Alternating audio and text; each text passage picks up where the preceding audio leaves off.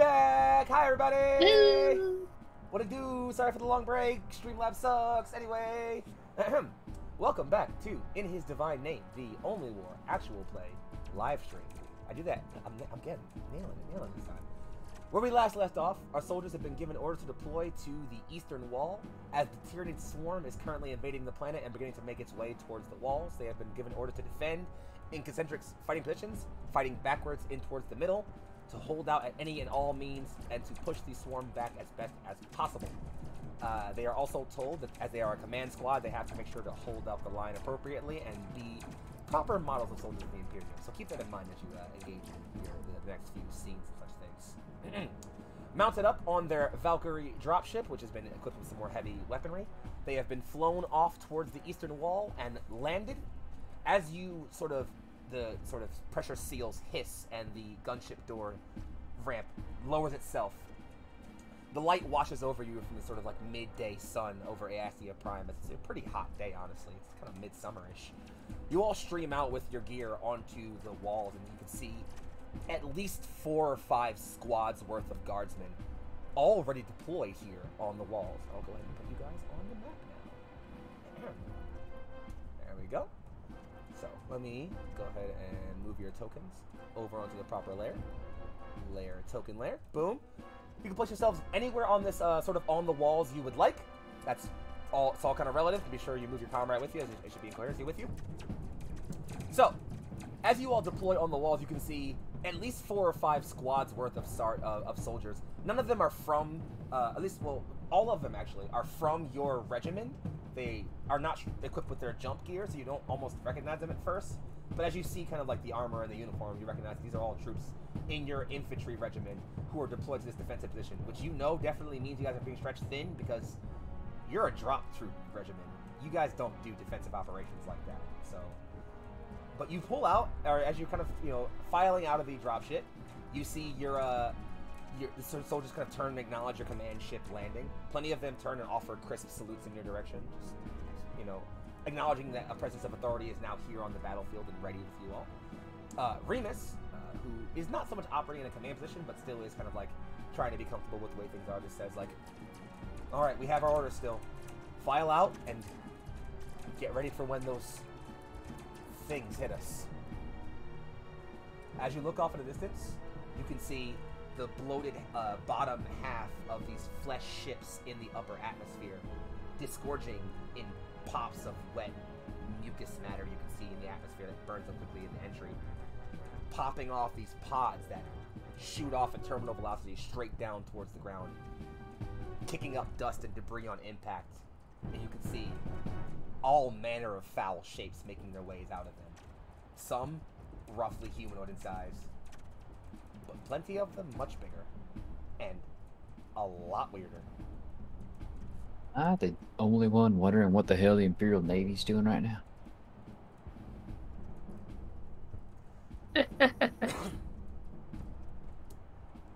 I mean, the funny thing is, as you say that, Remus actually turns and says, "That's actually not a bad question, Lupata.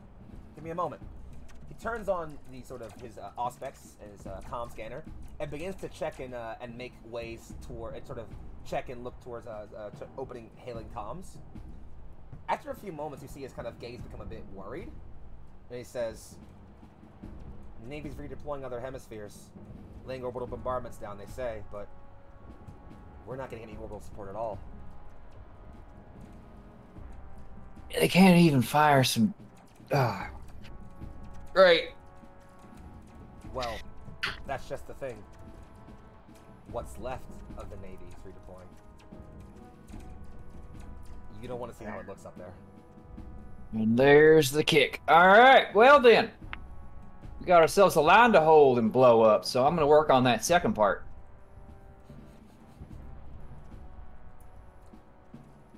As you're all moving together, one of the sort of soldiers, give me just a moment to grab them. A soldier from I'll say right about here, turns back and acknowledges the whole squad. Turns around, sorry, give me a second. Acknowledges the whole squad and just sort of says, "Command, do we have new orders? What are we being told?"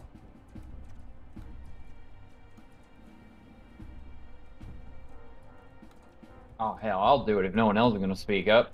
We're going to hold this line till we can't, and then we're going to get the hell out of here to the second line. Then we're going to hold that line till we can't. And we're going to head back to the third line. Etc. Do we know if we have artillery support? Remus says, one moment. Says, We got the... regimental hydro batteries are on station and ready to be used for any anti-air, so we can get what we can as far as those ships out of the sky. Plus, those things have flyers. As far as artillery, we've got a couple Earthshaker cannons on station, so we can get some regimental fire called in if we have a proper set target. It's not much, though. You can do a proper collapsing defense then. Collapsing defense makes sense. Bombard them in and then push out from there. Yeah, well, as long as no one's too sentimental about this wall. No one's had a good time up here. A couple of them just to kind of break out at some slight chuckles to see if you would be kind of like, bantering a little bit back and forth. Oh, hell. Well, let's try to have one tonight, huh?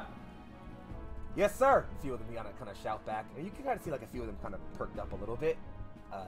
One of them, you can see, already has his like a long marksman's rifle up, and he just kind of is looking down,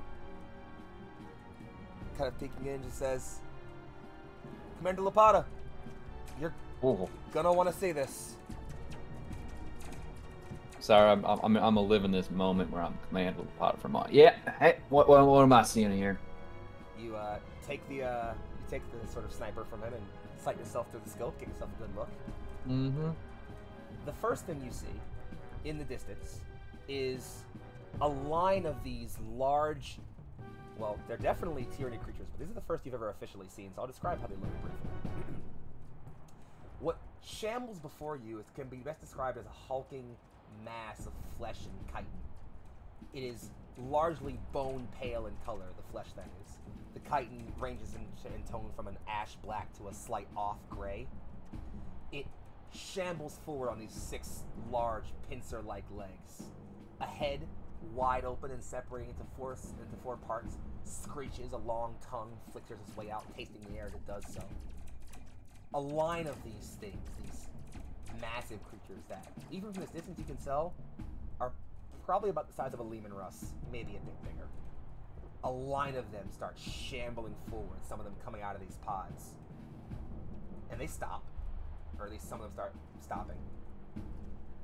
And this massive, almost tumor of flesh under them ruptures open. Green ichor begins pouring out of it. Even at distance you can see it. And these smaller creatures start pouring out of this thing in hordes. In no more than 30-40 seconds of staring, there is just a carpet besetting you. And it's still about maybe half a click out, so we got about a minute or two before it hits you. But they're here and they don't look happy. In fact, they look hungry. Well,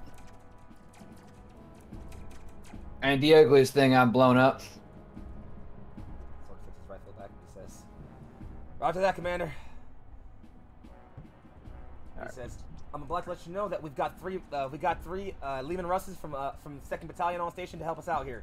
And as you peer down over the wall, just at the base, they're bigger than they appear here, but they're far down enough they seem a bit smaller, obviously. You can see 3 lined up in a sort of spearhead formation, Lehman Russ battle tanks. They have up top lines of twin autocannons, and to their sides you can see mounted heavy flamers, that sort of small jet of promethium already ignited, ready to just spray out caustic gel, I guess, effectively, at these things as soon as they come close. All right. Well, you keep eyes on that and let everyone up here know, and I'm gonna work on making sure this wall's ready to go when it needs to go. All right. I actually meant to move this guy over here, so don't mind this person right here, actually. But so from this sort of garrison side door here, the door opens on the side here, and a man comes out. He is dressed in officer's uniform, like one you've seen around before, but it's not colored to be a certain regiment. It's just a raw Imperial officer's, like, green. It is decorated in medals from campaigns and awards and honors from all over the galaxy. A long, flowing red cape billows behind him. At his head, he wears a hat with the Imperial Aquila bedecked across the front. At his hip is sheathed a plasma pistol, which is all still kind of glowing blue in semi-activation. And at his right hand, well, you can't really see the right hand as it's taken over by this massive, well, metal glove, which you can see is shimmering with a field of electricity. It's a power fist, if you didn't know. And this man, you'd all recognize, you wouldn't recognize him, but you definitely recognize the uniform and getup. This is a commissar. Yeah. And he marches in just smoothly and just says, "Settle in, that'll do. I'll be assuming command over this wall for now. You all will be operating as my subordinates. Am I clear?" Yes, sir. I expect nothing but honor, bravery, and dedication from all of you. Any cowardice will be punished. Of course. Get to the heretic and the Xenos, sir. I've heard good things about your squad. I look forward to seeing your combat performance. Disappoint me, and you won't live long to regret it.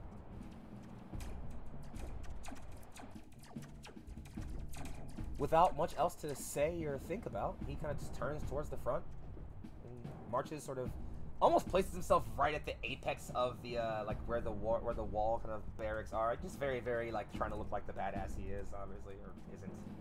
But starts. I hope they can climb. I want to punch them with my fist. Exactly, you know, that's how it's going.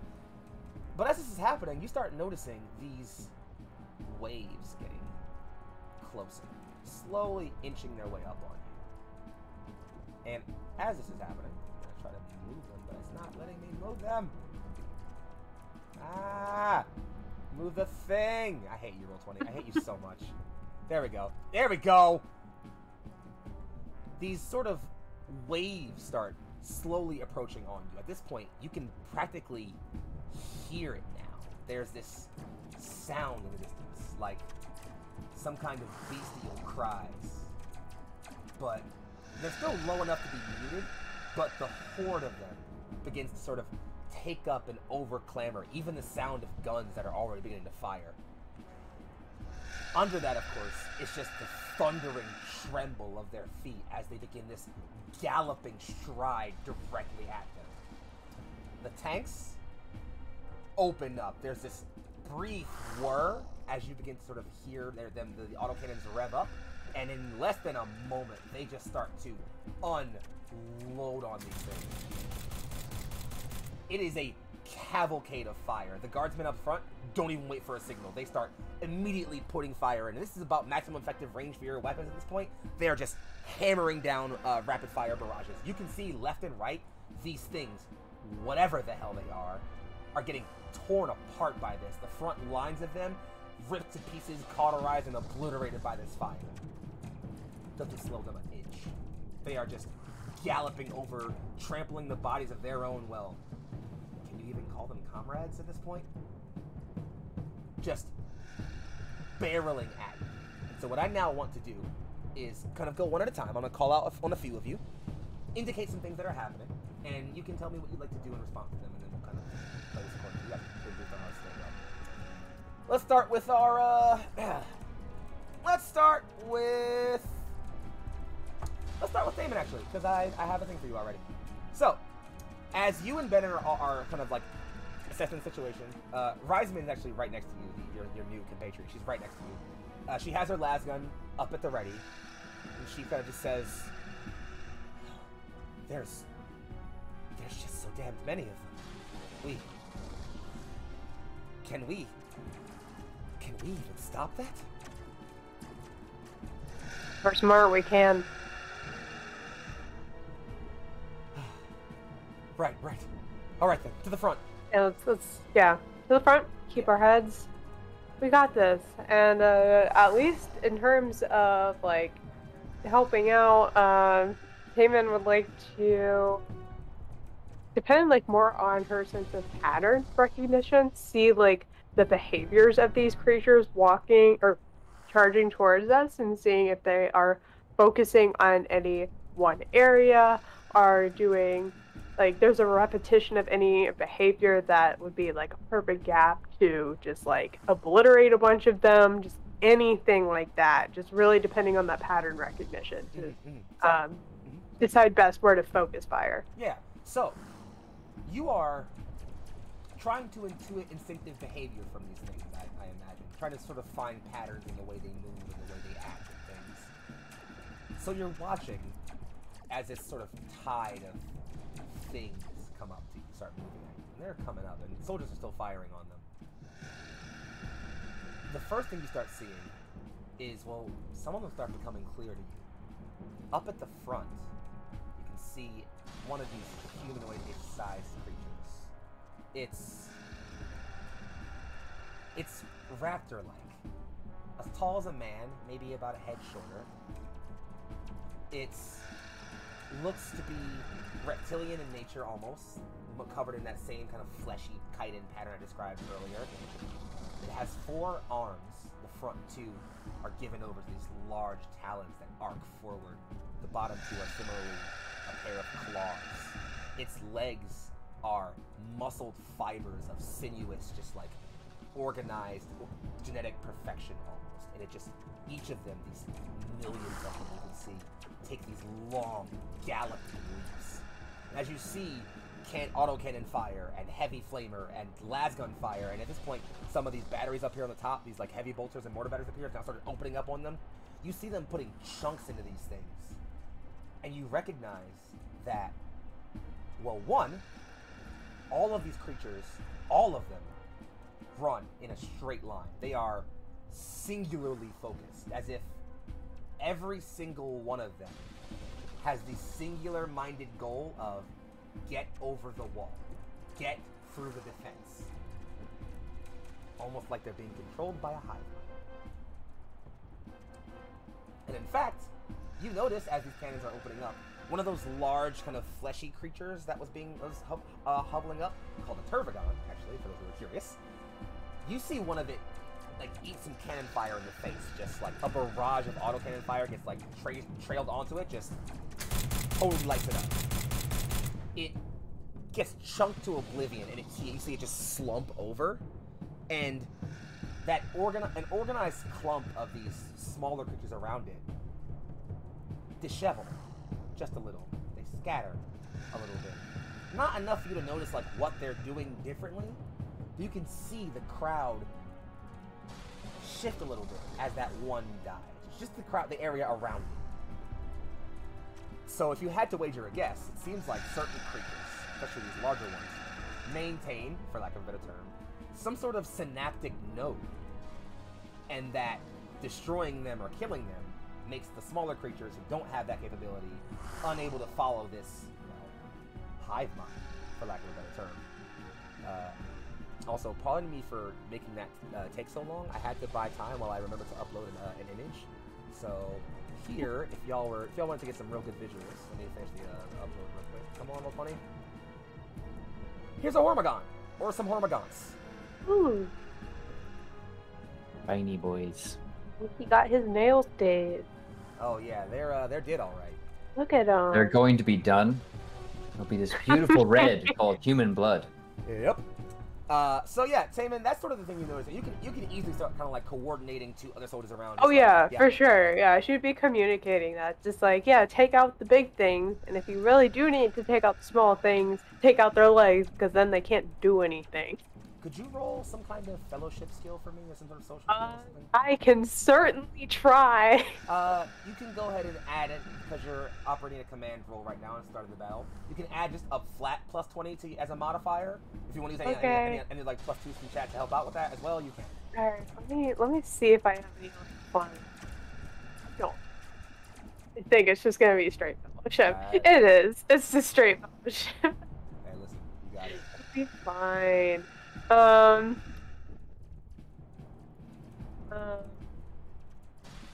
You said straight plus 20? Yep. Okay. We'll just do that for now. Oh wait, it asked me. Okay.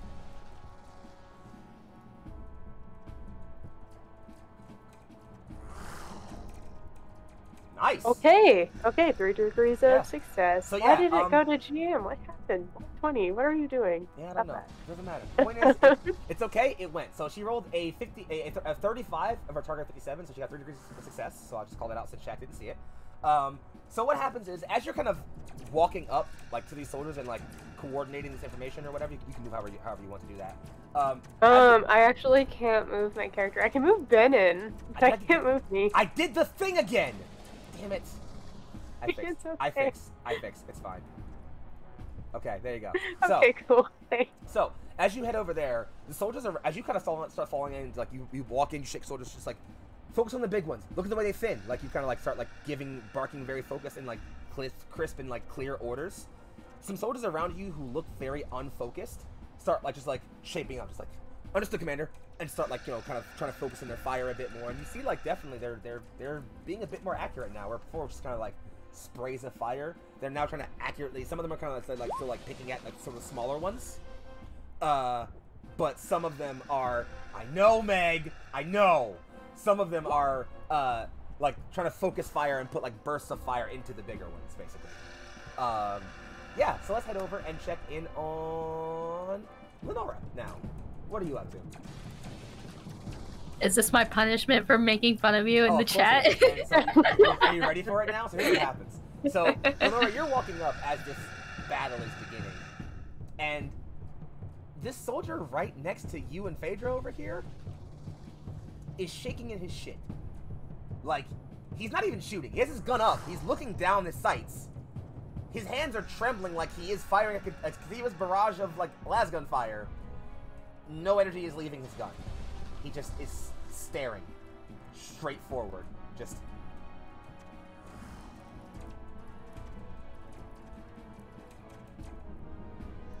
Just gonna look at him and then look back out at the field and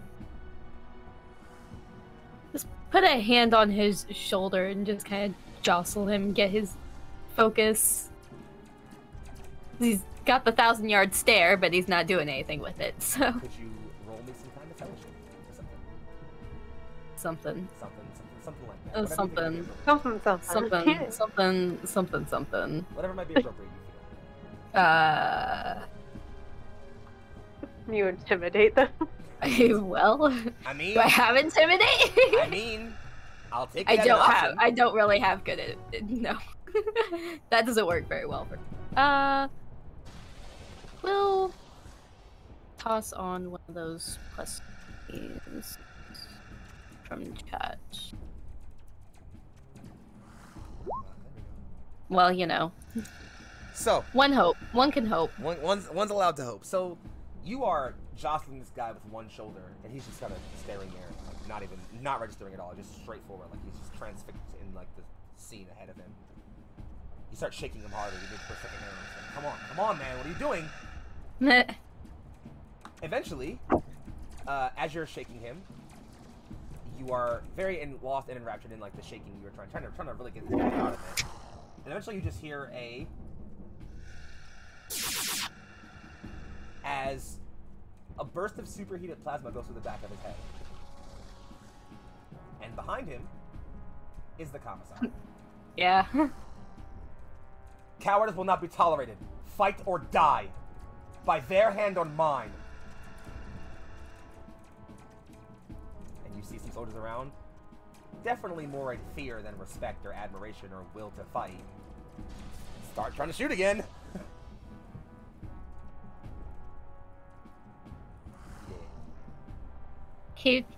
My dude is dead. He did. He did fuck. I was trying to help the bro, and it did not work. Trying to help the guys out. Sometimes you just can't help the homies, okay? Sometimes you just can't help the homies. You did help him. However, I'm specifically not helping this commissar when the time comes. You did help him. He didn't want to be here anymore. Oh my god. Yikes. That got dark. What the fuck? Oh, I'm sorry. I didn't realize we were doing some wonderful, beautiful thing here. I mean, I don't know. Good point. Is there anything else It's you My want to do? attempt dating at, my simulator attempt up at here, human okay? compassion didn't go very well, so we're But just. you tried, and I appreciate your attempt more than anything else. I made an attempt, so An attempt was made. the guy is gonna end up falling forward, and she looks back at the commissary and just narrows her eyes and bites her tongue He looks at you. and looks back to the front line. Faintly from your right, as you've turned to look back at the front line, you can hear eyes forward, witch. From the commissar, or Oh, definitely the commissar. oh, he's dying at some point, guys. I really want to. If he just spontaneously burst into flames, it wasn't my fault. It was a very I Yeah, swear to God, it was the for bugs. I'm all the way over here. I didn't do anything. Anywho, He's out of range. Captain Commander K. So you just watched a soldier get executed by the commissar. And ahead of you, you see these things start to approach more. They're picking up as if they want to start really making a good charge. This flank over here, though, is kind of being held up. Actually, I should say both the flanks are being held up by just a pal of fire from these heavy bolters over here. They are just putting out the guns right now. This Lehman Russ here in the center, you are kind of like looking out around you.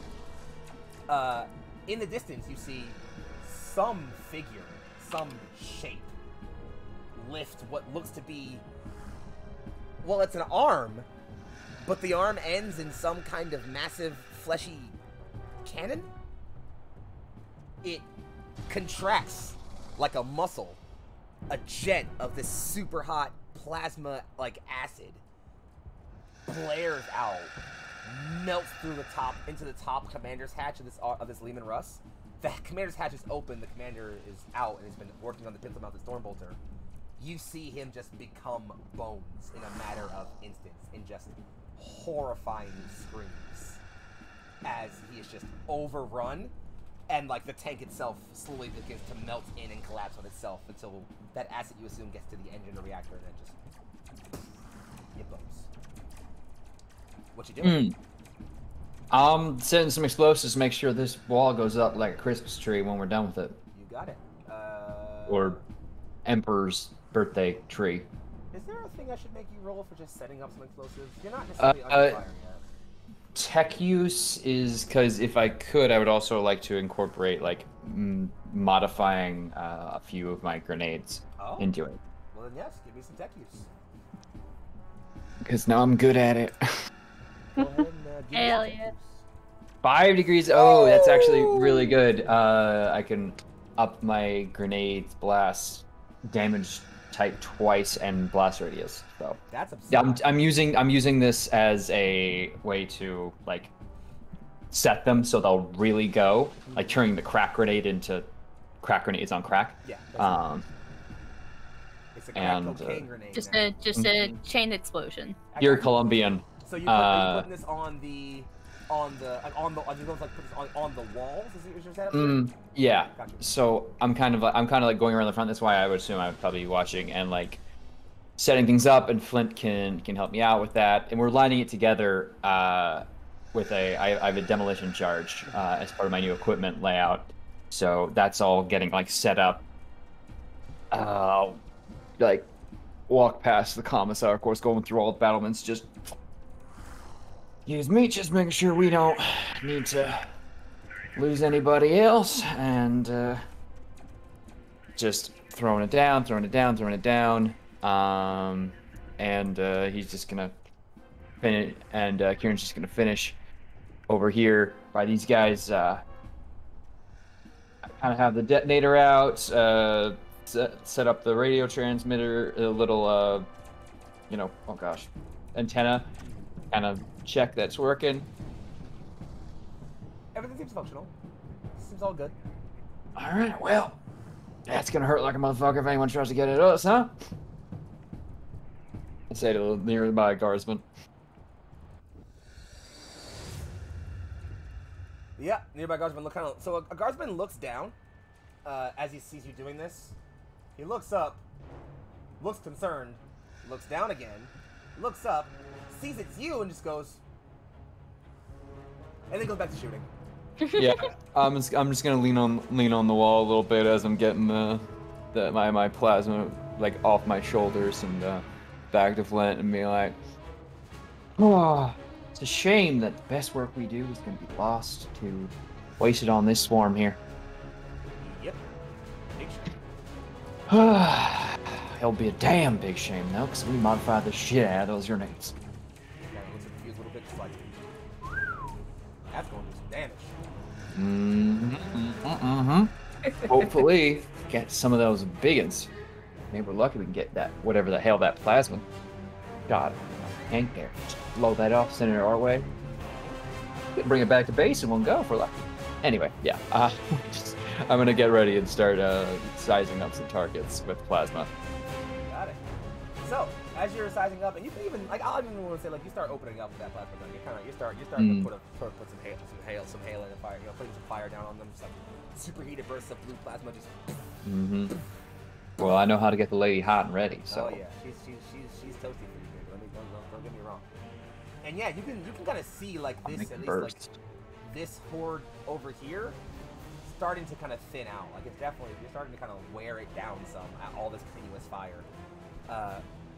As they're kind of slowly starting to approach more though, and this is where I'm gonna start trailing over to the Zigster. Zig, you're kind of over here with this group of soldiers, you know, looking around. You peer on over the walls, and you see some figures similar to those Hormagaunts I described earlier. Long, humanoid, slender, raptor-like figures. But the differences end there. Their top hands, well, they don't have them. Where the left arm ends, an almost buttstock wrist begins. It melds out into a long rifle-like shape, where the other arm appears to meet it and feed it some kind of living ammunition. These creatures in their lower arms, where they just simply have their claws ready, begin to similarly bound towards you, though nowhere near as fast as the Hormagaunts. And Ziggy, you definitely have some familiarity with Tyranids in your studies, so you'd recognize these guys immediately as Termagants, which you guys can now see on the overlay. Range units detected. Hard focus them and any large units. Yeah, as soon as you say that, you kind of start seeing these sickly green bursts of, like, ichor start shooting up at the walls. Everywhere it lands, it starts to just kind of eat at stuff. You can even see this guardsman right here directly in front of you. He just, like, he is kind of up at the, sort of, at the van, you know, putting down fire. He just directly eats a glob of this ichor to, like, the center, like, of his, like, lower face. You can see his lower jaw, like, nose and below, just start to get eaten away at by these small parasite creatures. You can see just working their way under his skin and body into his internal organs. As you just hear this man start. I was gonna say the ichor is gonna eat him, not the other way. And he just wails his way, and he just falls over dead, very in pain. It's not. He's still screaming. You're pretty sure he's dead, but like the vocal cords haven't given out, so he's just still screaming. I was gonna mercy shot him and then push him off the ledge, but if that's the case, then... Fair enough. Save the bullet, I guess. So as you're kind of telling the others who are not dead yet to focus on the Termagants, yeah, they kind of start like shuffling into cover more than just like being out in the open, but they're still kind of peeking up to put out effective sort of bursts of fire at them. You can kind of see sort of hails of lasgun fire start to kind of open up at them. And as you're looking, Zigster, as you're watching this, this Leman Russ here on the right angles its cannon around, starts just dumping out autocannon fire on these guys down here on the left. Opens up with those heavy flamers, washes of Promethium-based flames start just pouring out. And Zig, I don't know if you smell, but if you do, it's not pretty. Not a pretty smell at all. Filters out a lot of it, but I'm fairly sure he still gets a whiff. Yeah, it's not it's like, imagine if this is gonna gross you all out, and I'm sorry, but like, imagine you had a barbecue going, and like, you started started the grill, then you stopped it, left the grill off for a while, but like left all the food on there. A bunch of bugs got in on top of the food, then the food rotted, then you turned the grill back on. So like roasting rotting meat and roasting bugs over old charcoal is the smell you're getting faintly in your nose right now. It's not pleasant at all. Not a good smell. France. Yeah, France, pretty much, you know? Or like Trent, New Jersey, either way. Sorry, Turk, I had to. I love you more. No, I know I deserve it. But, you know, that's why we put the worst cities next to the states we like the least. Which is to say, every other state besides New Jersey. Fair enough. In either case, so yeah, you're seeing this like trail of like flame start to eat up these things. And then the fire starts kind of crawling towards the Leman Russ, as you're noticing some of these things are pushing through that flame and are now throwing themselves on this tank just to clog up the gun barrel, just throwing their bodies at it. And the tank commander tries to kind of like get the hatch down as this is happening. A Hormagaunt dives in, and you can see it kind of like push the commander down in as the hatch kind of goes down and gets kind of like stuck up, like kind of like hitched a little bit.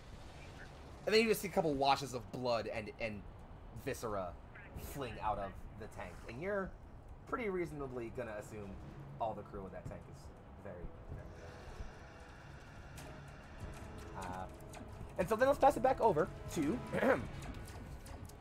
so Lenora and Taman, you would both see Reisman, your comrade. She is taking to her new her position pretty well. She's kind of started to rally soldiers around her. I was like telling them like, focus your fire over there. Like at one point, a soldier like has his lasgun a little low, and she literally like nudges it with her elbow, just like aim higher. Like just like she's definitely taking the command pretty well. Honestly, it seems pretty focused. And as she's firing and watching all this shooting happening, she looks down, and you see her stop shooting, and she goes, "Oh." And as you follow her eyes, Lenora and Taman, you all see a Tyranny, obviously, but not the same Gaunts you've been fighting. This guy, oh no, this guy's a big, beefy fucking boy. All right, he is large. Like he's crawling over like towards this Leman Russ. He is not even at it fully, and you can already see it towering over him.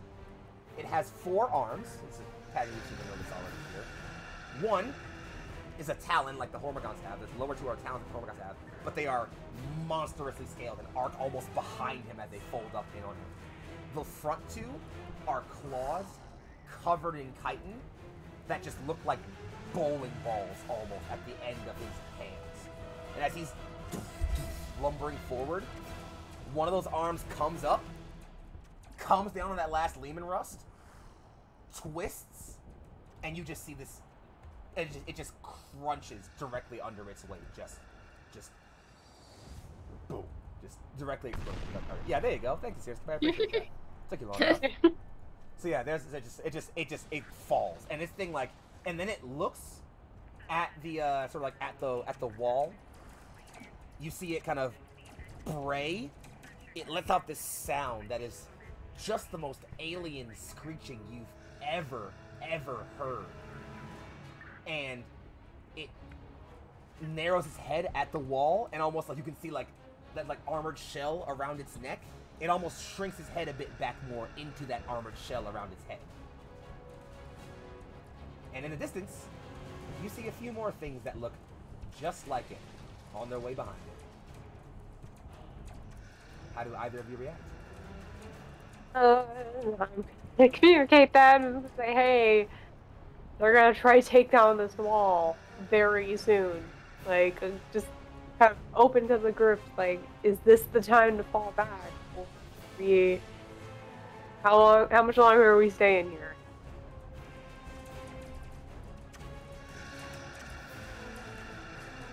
Some soldiers start looking around back and forth at all of you, wondering, like, waiting for answers.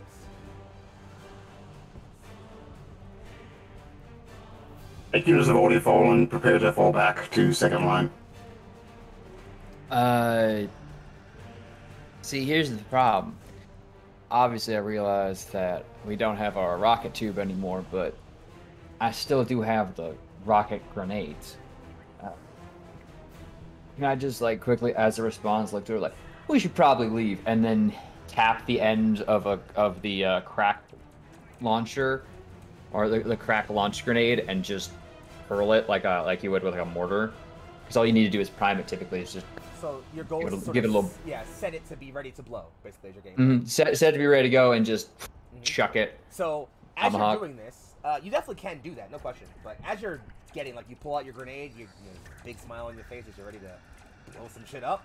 Soldiers start like moving away, like peeling their fire away from the wall as they're kind of like hearing you all say like, prepare to fall back to secondary perimeter.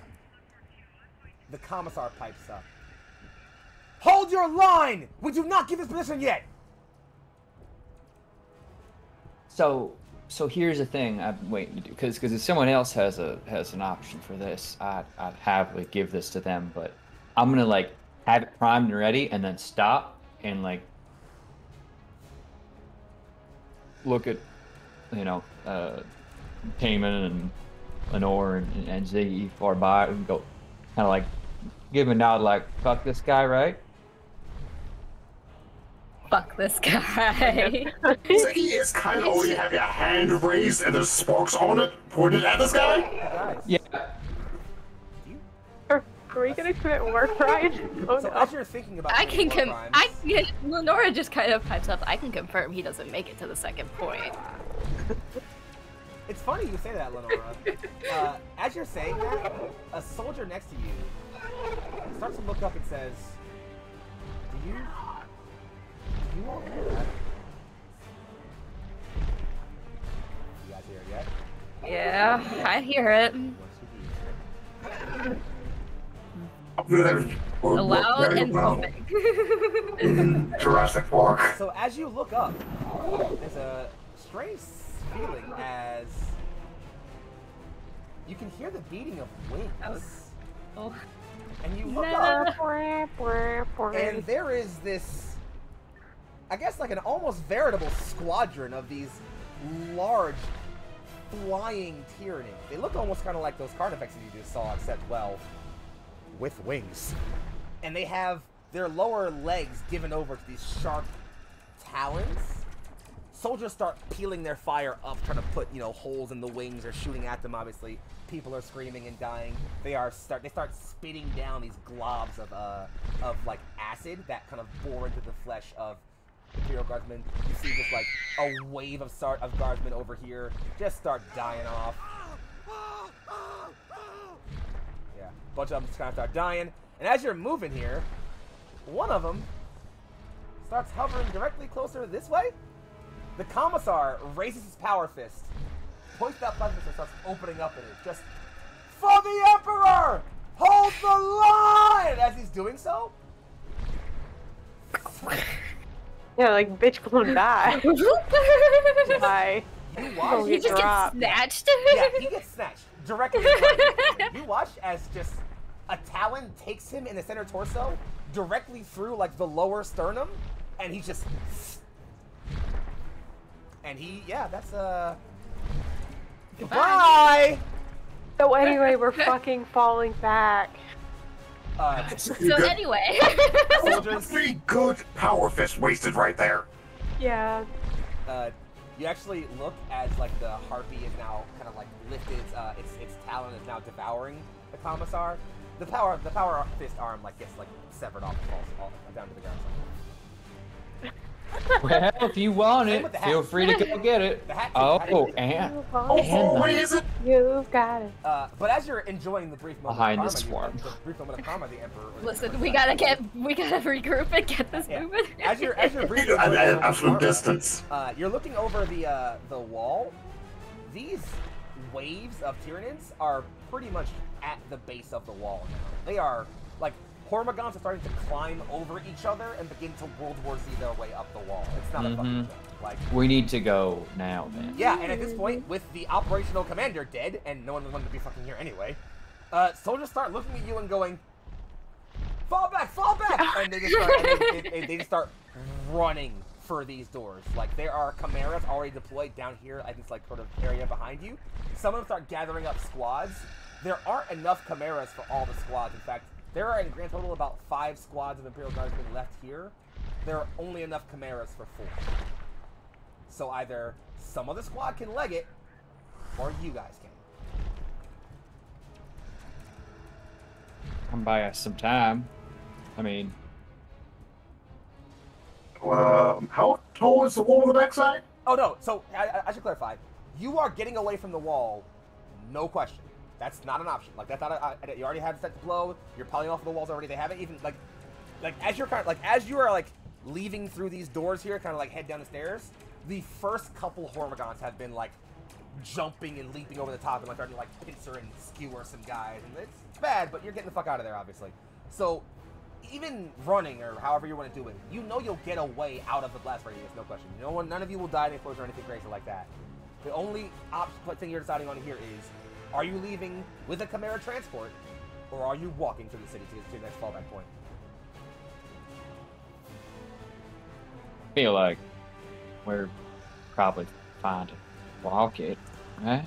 It is already you and forcing you into the Chimera. No. We're taking Chimera. I'm sorry. So, I like you. I don't know these idiots. I like you. We're taking Chimera. Thanks. So, All right. Well, Fair enough. yeah, you pile into one of the 4 chimeras available. As you're doing this, the squad that sort of, like, comes out last sees the last chimera kind of being, closed up. They look at this, they stop, and they're just like,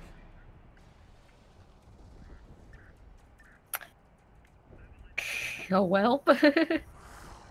and they start kind of, like, fanning out into, like, this, like, street area behind where the wall is, almost like they're setting up a defensive position to buy you all some time. That the Messiah takes their souls well.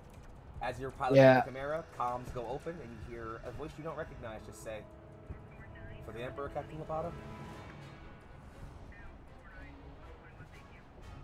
for the Emperor. And I'll flick my demolition charge. And as you are peeling away, the Chimeras, you can feel that their treads start ripping up the concrete street beneath you as they start to peel away. And you just hear this in the distance. Great timing, Sirenscape. Thank you. Love that, actually. And given that I mean, yeah, sorry, go ahead. I don't know. I was just curious if I could roll on my dice because I had 4 crack grenades and 2 crack grenades. And Please. that's a lot of D10s. Yeah, Please describe it. I'll just let you know that there's gonna be a lot of D10s But coming yeah, your go way. ahead and roll dice, and based on how many dice, how big the numbers are, I'll tell you what you know. I'll tell you what the fuck happens. Go ahead and roll some dice. All right, 1 second here. So that's gonna be 16 D10s plus another 4. So, all right, cool. 1 second. All right, so we're gonna do 20 D10s. Jesus. With the plus 4 each. 113. Dear God. It's a lot of D10s, actually. If they have anything that counts as vehicles, Righteous Fury automatically kicks in. So actually, I guess Righteous Fury kicks in 4 more times, so why don't we do that? Yep. So... math. 132 damage? 32. Yes, Damn, I'm 132. killing the math today. Wow. So yeah, Kieran, you're kind of like peeking out of like the command hatch of this Chimera as you're looking back. You have to literally shield your eyes from this veritable new sun that gets born as you set off this explosion. There's 3 more because the demolition charge is automatically a 3d10, so... Oh, okay. Well, fair enough. There you go. Well, there you go. So yeah, so 148. yeah, 148 damage. Oh yeah, so you look, that first Carnifex that was about to hit the wall, you just see like its 2 legs fall to either side. There's also another one behind it that literally has like this half of its torso just carved out like someone bit a chunk into it. And you just see it like meekly roar and then slump over. There is also a crater the size of maybe a city block in this wall. And there's like this huge hole in it, but like it was such a large like explosion that like effectively that first wave of Tyranids just got obliterated by it. Like the swarm will need to gather its mass again before it pushes forward to the next launch. Hell yeah. I would like to take this time to use the comm system to alert the Earthshakers to target that crater and bombard it in about 30 seconds time. So you Ziggy, you tap in, and it's cool for you because you almost see communique and binary and like code data being sent almost visually. So you see that line kind of being sent out, and it's kind of received by command, and you see it being sent out again towards the artillery regiment.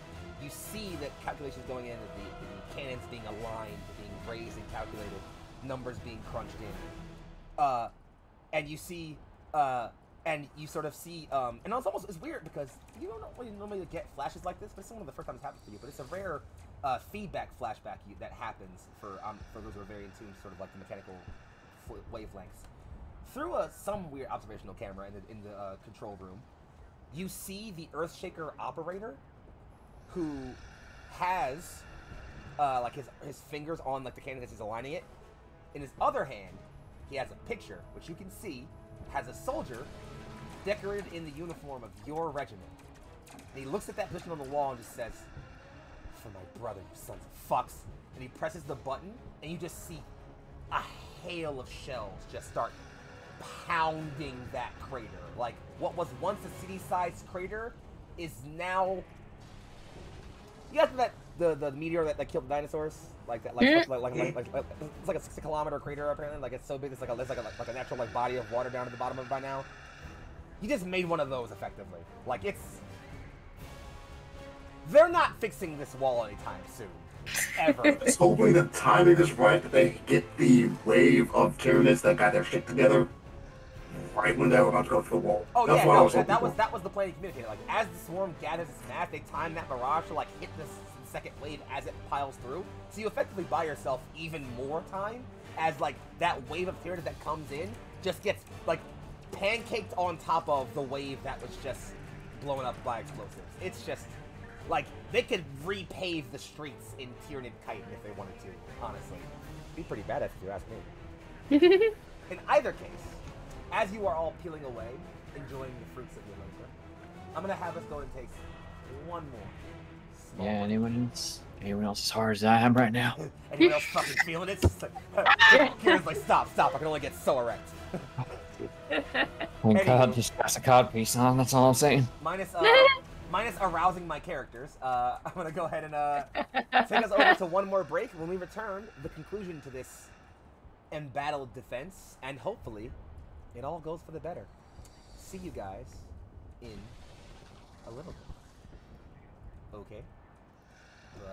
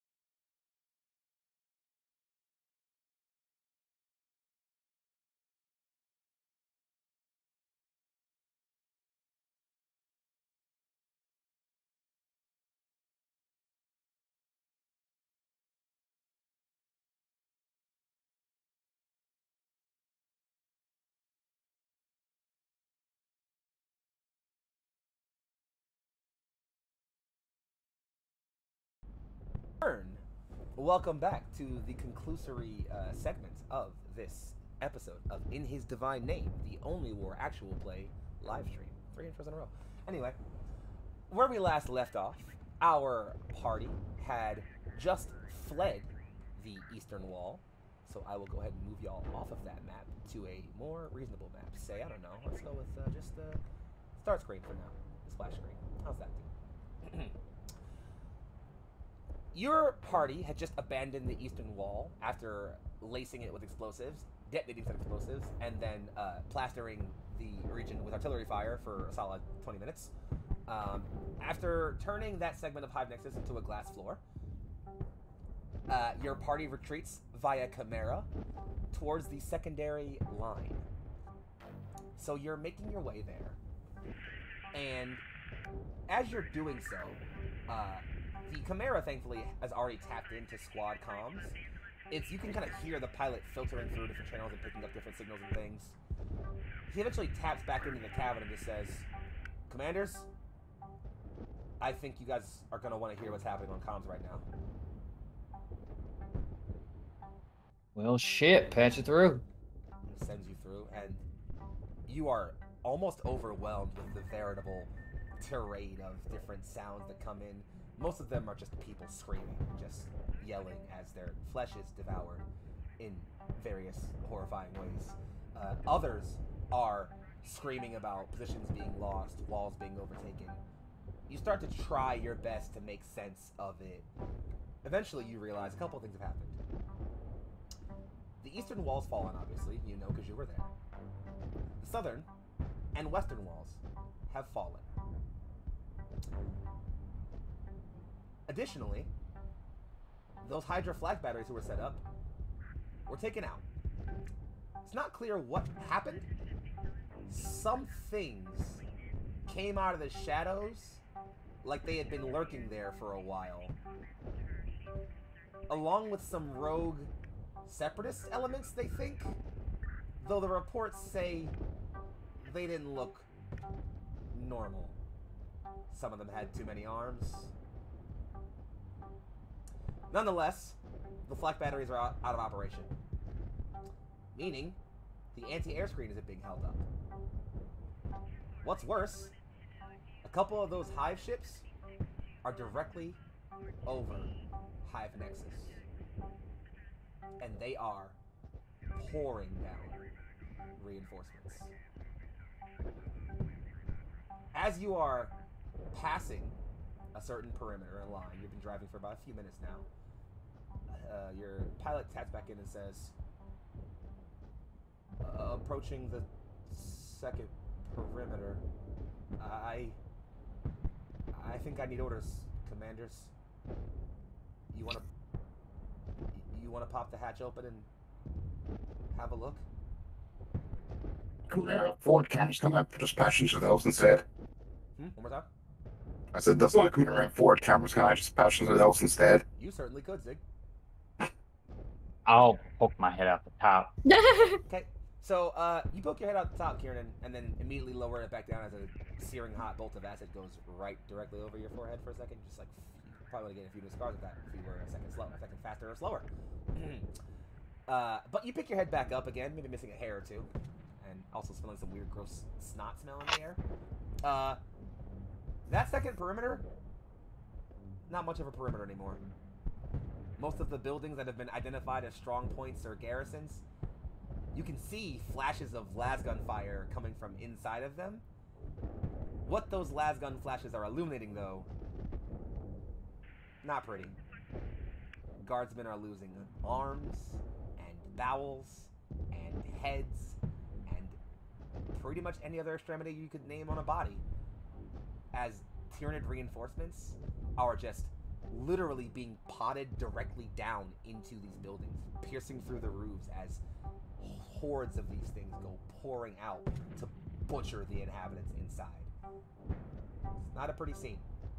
In fact, while no waves have managed to push in from that eastern perimeter, because you've turned that area into a glass floor, no outward fire seems to be capable of presenting anything that does come this way, because they're all kind of busy fighting for their lives inside the buildings right now.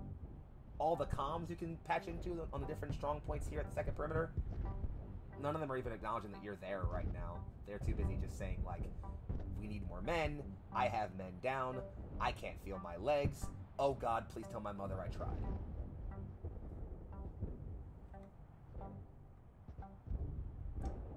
Well, shit. Pilot just says, I don't think we're stopping here. I'll pop down to the patch. Well, second line's blown, so on to the third. Seems to be the most prudent solution, yes. Pilot says, third's our last line. We lose that, we're all dead, right? Yeah, there's still HQ.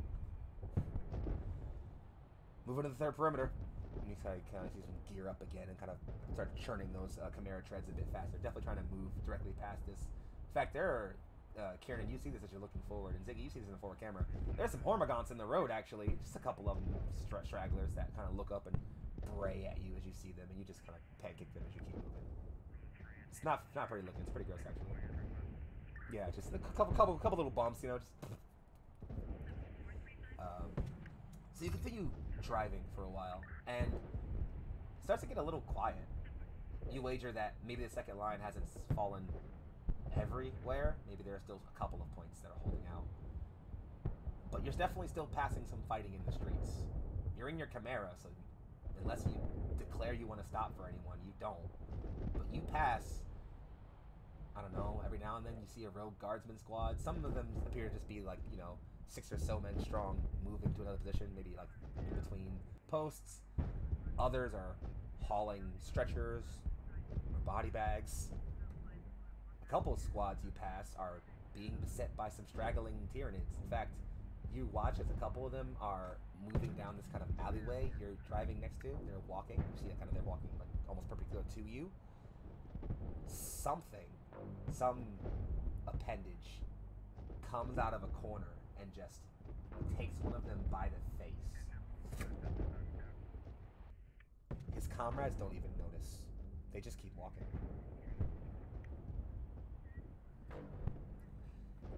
You continue moving down these streets. Again, strangely barren, quiet.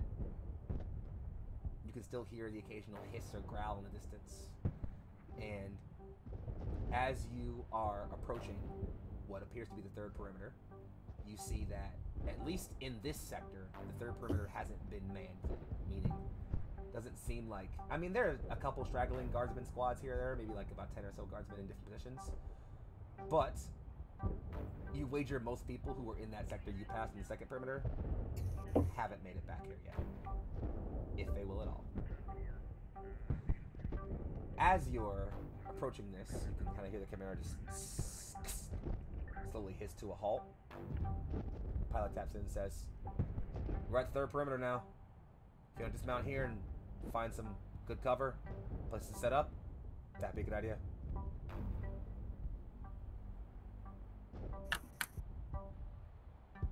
You can hear just like the, again, a little pressure hiss as that back ramp just lowers itself, and you are all allowed to exit the Chimera now. All right.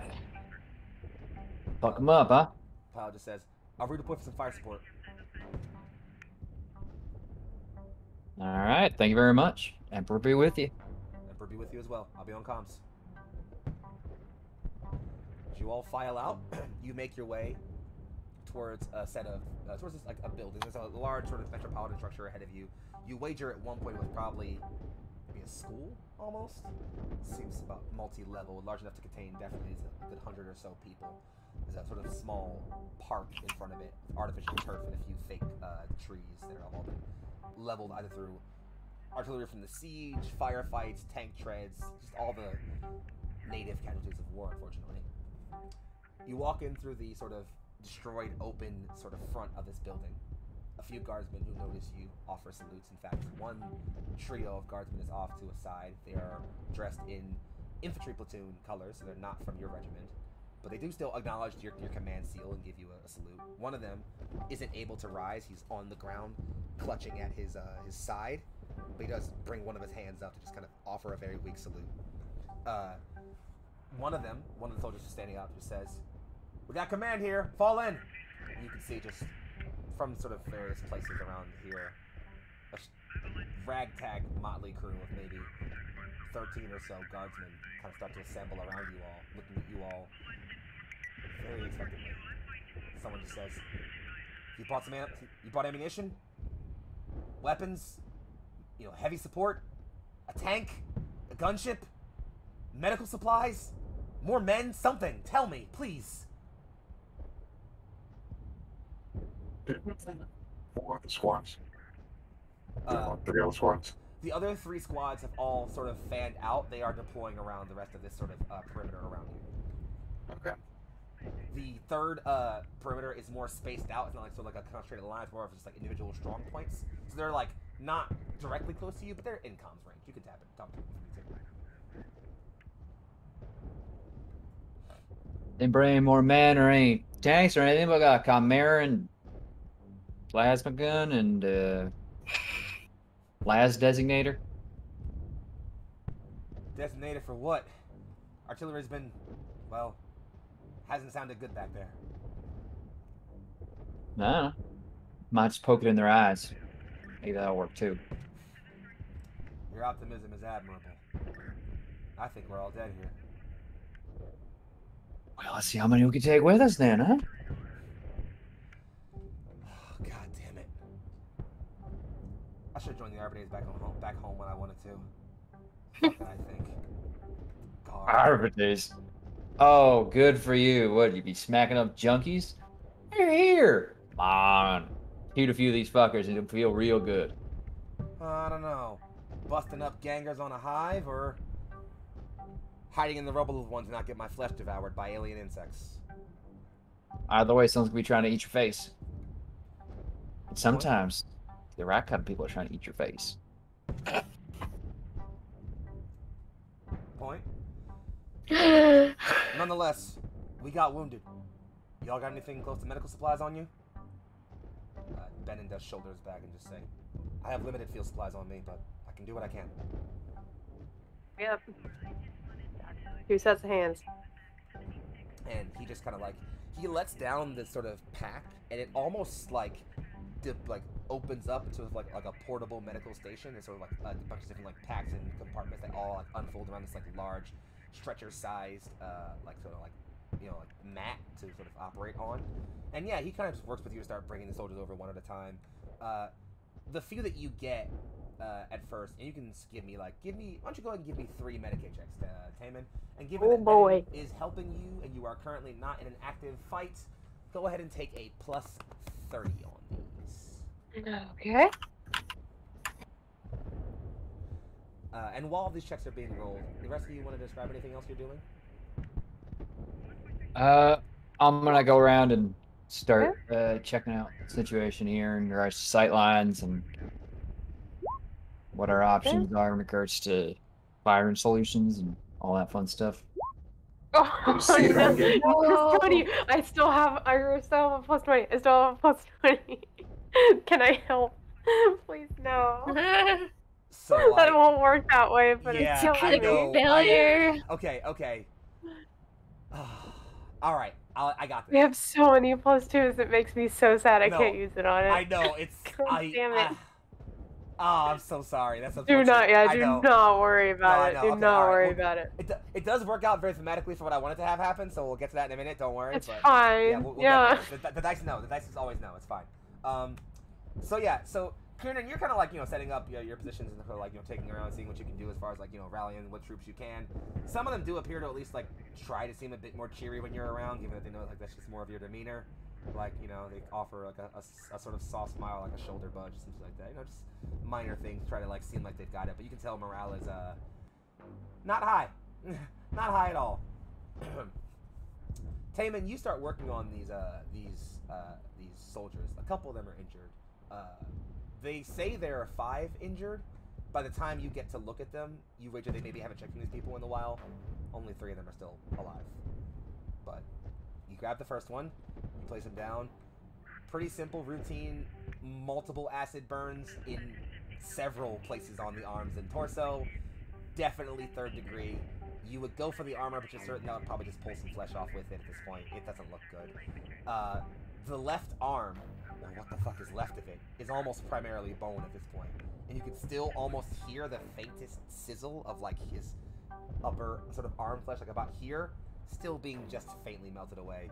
At this point, it's probably just best to take the arm.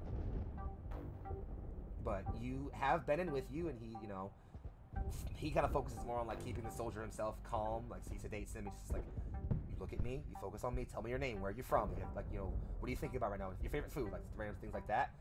Trying to like almost in a weird to take charge way for him almost that you've never really seen in him before.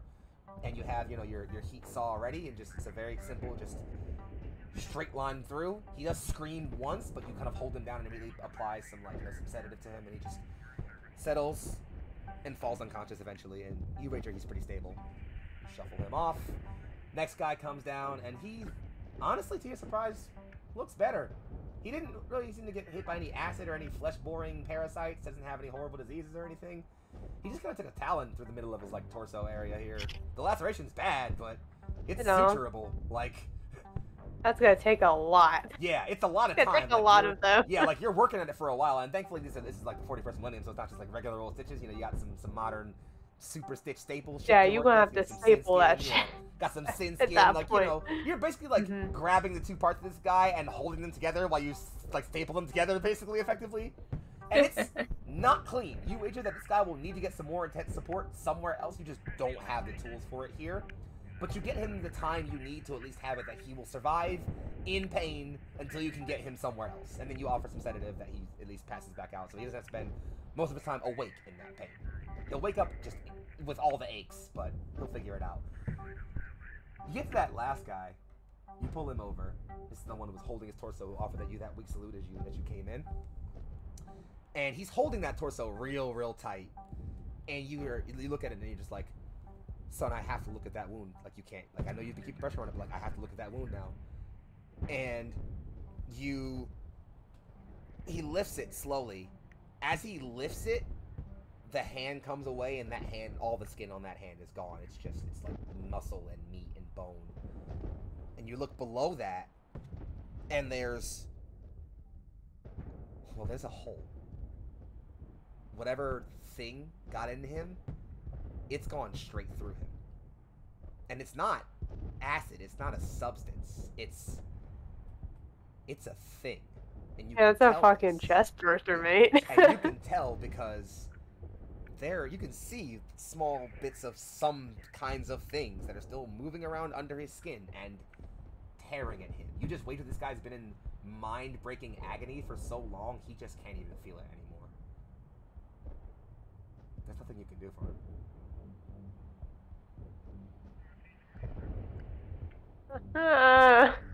Benin just looks up at you and just says, "Do you or I?" Take care of it. At your whim, Doctor. Okay. Unless you said the opposite just now and I misheard.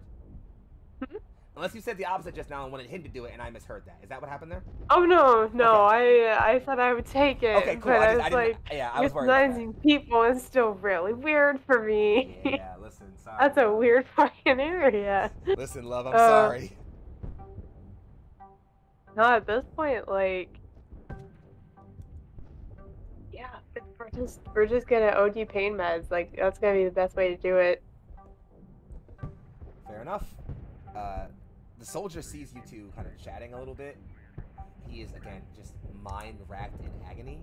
But you do see his eyes shift over to look at the two of you. And then kind of, like, widen a little bit in, like, maybe panic or a bit of worry. He doesn't say anything. You wager maybe he is in shock or not really capable of talking right now. But he does seem to register some kind of emotional response to what he thinks might be about to happen.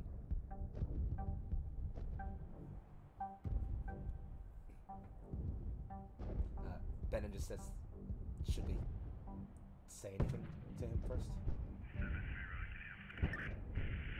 I mean, I feel like that's just going to cause a lot more panic. not just him. Somebody watching is just right now. Yeah. I'll give you some cover then. Do as you must. And he comes up to the sort of top of the soldier. He starts kind of like working on some superficial wounds on his face and things, and just says, "You got a name?" And he just says, "Johnson, 4th Infantry." He kind of snaps out of that haze he was in. He says, "You from somewhere, Johnson?" He says, "Everybody's from somewhere to join the guard." He says, "Prussian. Could have been a scholar somewhere. What are you doing here?" He just says, "Dad said it'd be the right idea. Make a man out of me." He says, "Say you did pretty good, huh?" And at this point, you kind of like, for instance, it's a good moment. You just let that in slowly, and then We're gonna take care of you. yeah, Just some pain meds. yeah, and yeah, he does kind of like slowly fade off. It's not like, you know, violent or anything, but he does eventually just flip the coil eventually. The one who was sort of watching him did see all of this kind of transpire, but I think you can kind of tell by his face, he pretty solidly understood what was happening. He just, "Thanks, Doc." Time. As you're all doing this, Remus kind of comes over to sort of the squad as a whole and just says, "Commanders?" So weird calling us all that, right? Sorry, I have to joke in these moments. I got something from one of the other strong points. Caps in and just says, and it's sort of it's a sound of fighting. The third perimeter has been hit somewhere on the line. The third perimeter has been hit, but it does sound like they have control of it. There's not this panicked screaming, more of an organized, "Cover that window, move over there, put up a volley." You know, like there's a lot of organized, you know, chatter being given around on this. And Remus is just kind of just like, "Third point's been hit. I just thought you should be aware of that." And you can kind of hear this chatter, and one of them actually eventually says, "Oh, are comms open? This is strong point 47 beta. Just so you should be aware, we're kind of being swarmed."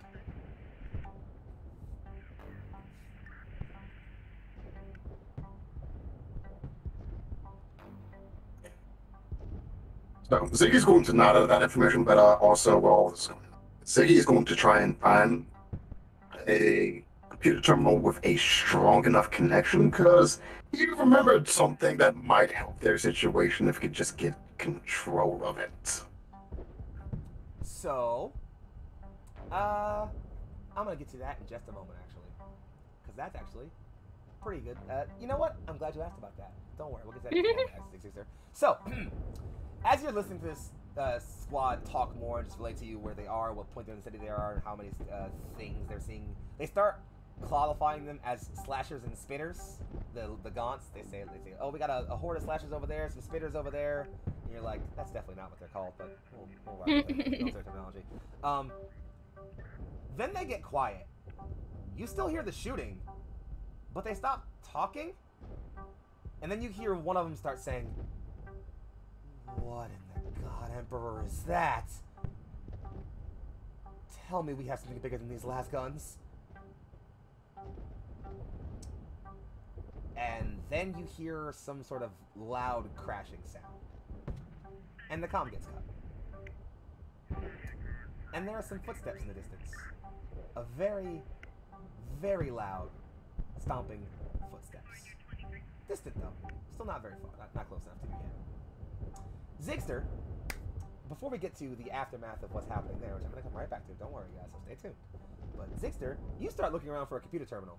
And as you're looking around, you identify a couple of things. One, this building was definitely a school once. You can see there were some learning terminals, a couple of pick stacks, and different like data stacks here and there. Trouble is, as a school, a lot of this stuff wasn't built to survive a war. So most of the shit here is bombed out and incapable of functioning. You do find what looks to be sort of like an aux transmitter, there's not a whole lot you can do with it because it's definitely damaged and functioning on very low power by now, like it's reserves effectively. But you know that the one thing you could do, if you wanted to, is try to get out a sort of sensor ping that'll give you a rough just estimation of what's left out there for the guard forces. Is that a thing you want to do? It's better than nothing. I was hoping to get patched into the planet's comm system to get access to that thing from God knows how long ago, but I'll do a sensor ping to see what else I can find in the nearby area. So, you do the sensor ping. You sort of tap into the sort of like hovel of network remaining in this system. You tap into it. That sensor pings out. You pick up a lot of different sort of biometric things from different guard squads. There are some positions on sort of the second perimeter that still haven't fallen. HQ is still strong and is now readying itself to be at full battle readiness just in case that last perimeter falls. Strong points in perimeter 3 are being manned by squads that are falling back from perimeter 2. A lot of those squads have suffered casualties. It's not looking pretty at all.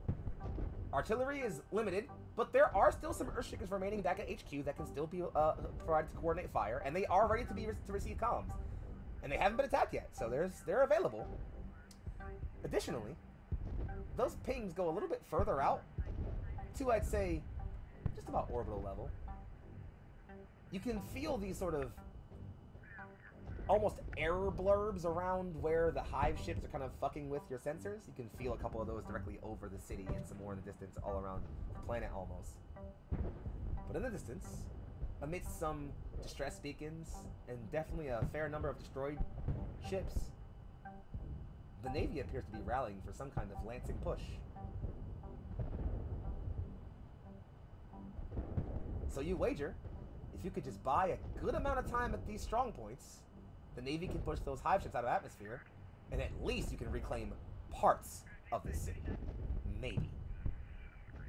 Additionally, you get a sort of response ping from somewhere that hides its sort of source, but you recognize it as definitely high-level Mechanicus authority.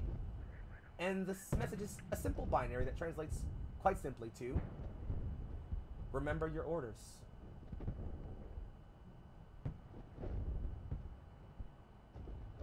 Okay. Okay. You say you know us at that.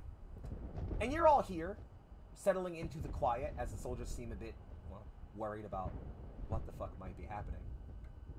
And as this is going down, you start to hear that stomping close in just the tiniest little bit, just a little bit. And it's not like those Carnifexes you were fighting earlier. It's a little bit girthier, for lack of a better term. Why are you looking at me like that? Don't look at me like that. Oh, no, that was a word. That was a word choice. It was an appropriate word choice. Could be their way to get visual on what's coming towards us. I wanted to bring that up earlier, trying to like. I'm sorry, one more time. Relocate somewhere to get more visual of what's going on. But oh yeah, this building you're in, this sort of school, it has about like 4 or 5 levels to it. As you open one of the sort of like side emergency stairways, it's mostly intact. You could ascend it, and if you want to hop over to the roof real quick and just get a sense of what the fuck is going on, yeah, you can do that, no question. Yeah, let's give it a look. Sure. So you head on up, and thankfully, because of your squad being drop regiments, you have your magnoculars with you pretty easily, so you gotta get a look through those. And well, it doesn't look pretty, but you can sort of tell pretty distinctly where most of the fighting is. And while it's a fighting retreat in a lot of places, some of those lines are holding. Barely, but holding. As you're looking around more, you remember, oh right, the stomping. And you wheel on around, and in the distance, you are looking and you see, you're actually not sure what the hell it's supposed to be. It's tall, bipedal, statuesque, hovers about 4 or 5 stories in height. Its body is mostly composed of this ribbed, layered, well, flesh. You can see this green kind of pulsing ichor dripping all around it. chitin layers its back in heavy like layers of plates that have these spiked chimneys that sort of come out of it. Out of the tops of those chimneys, you can almost see this thin miasma being wafted up into the air from the tops of them. You look down as this creature has 4 arms. Again, a trend you're getting used to at this point. The lower 2 have 2 weapons. One appears to be a large, again, flesh-made cannon of some kind, complete with a small secondary hand that seems to be like made of and composed of holding this sack of some kind, as if like the secondary hand is meant to squeeze and then spit something out of the end of this cannon. The other lower hand, well, it's a hand with 3 fingers around a large, sinuous whip, for lack of a better word, the end of which is flanged with spiked ends. A guardsman runs by in the street trying to maybe get away from this thing, and you see it just whip that thing around and just lacerate this guy. Like his entire back and head just comes undone as it swipes this thing. Its upper 2 hands are twin swords of chitin, curved and almost humming as they cut the air as it moves. Its head, proud, tall, and scanning the battlefield with 4 glowing green eyes, is similarly covered in an armored helmet of chitin, with a large, budding crown spiraling out into the heavens, like a sign of its authority. If you'll give me just a moment, I can give you a visual for that. I'd rather you give me its coordinates and an artillery bombardment. Yeah, that would be appreciated. I have artillery on the second line. Yeah, that's... As soon as she gets up there, she's pretty much in comms, giving an actual clearer message about what's seen and going on, and just listen to, well, I can see what they were so concerned about, and is going through and describing it and what it's doing. That's a hive tyrant if y'all didn't know. Yeah. It seems to be significantly more sentient than the others. Oh yeah, you can actually see under it. There are a couple of other creatures, in fact. You can see a sort of small mass of those gaunts you've already seen, sprawling in the streets, sloping in. Some of them even start moving in and out of like doors and buildings if they're hunting for more biomass to consume. Additionally, there are these 3 kind of... You almost think they're rocks at first, the way they look like just large armored shells. But they start moving. And you recognize that they are these, not as tall as this thing, maybe about half of its height, coming up to about like maybe its sort of like pelvic area. These hulking masses of chitin and flesh just kind of doubled over with these big, huge guns held held and made up of both of their hands that almost keep an ornamented triangular bodyguarding pattern around this thing. And it is... And so you start looking at it, and you start thinking, well, maybe we should start thinking about sighting some artillery or something on this, probably. Trouble with that is, it's moving towards you. Making its way to us. And fast. You wager it will probably be on top of you. Lenora, you can tell us, because you're pretty good at measuring distances with binoculars. You've probably got about 3 minutes. 3 minutes time. We probably need to move. Yeah. Did you want to try and call them artillery still? You could contact them at least and see what the options are. We get sighted for our position. 3 minutes time. And yeah, Ziggy's asking for how long is it going to take to calibrate a firing solution. We can paint up our position here with a designator. If you have a designator to be held, well, so here's the thing about the way that designators work is you lays up a position, and you usually have to hold that lock for a while until the position is locked. Now, the way this works with artillery is you only have to hold it until the cannons themselves actually calibrate. If one of you remains on the roof with the detonator aiming at this thing, or at least aiming at an area, or you could even aim directly at the building you're in if you wanted to, and holds that for about 2 minutes. It can calibrate the fire. From there, well, that's the thing. They have 6 Earthshakers left on station, and they are currently in a formation for an area bombardment.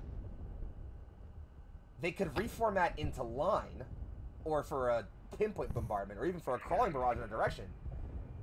That would take several minutes to reorient, though. So, you could call in artillery on this position if you wanted to, or on position, you can either call it in directly on the Type Tyrant, or on where you are right now. It's gonna paint this whole area, though. And you're certain, well, there's maybe a chance, if you're in that Chimera, you could probably get out of range.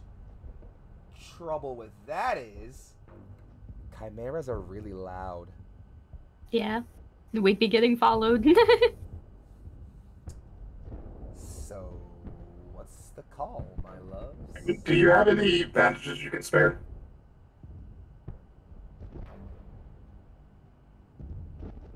What?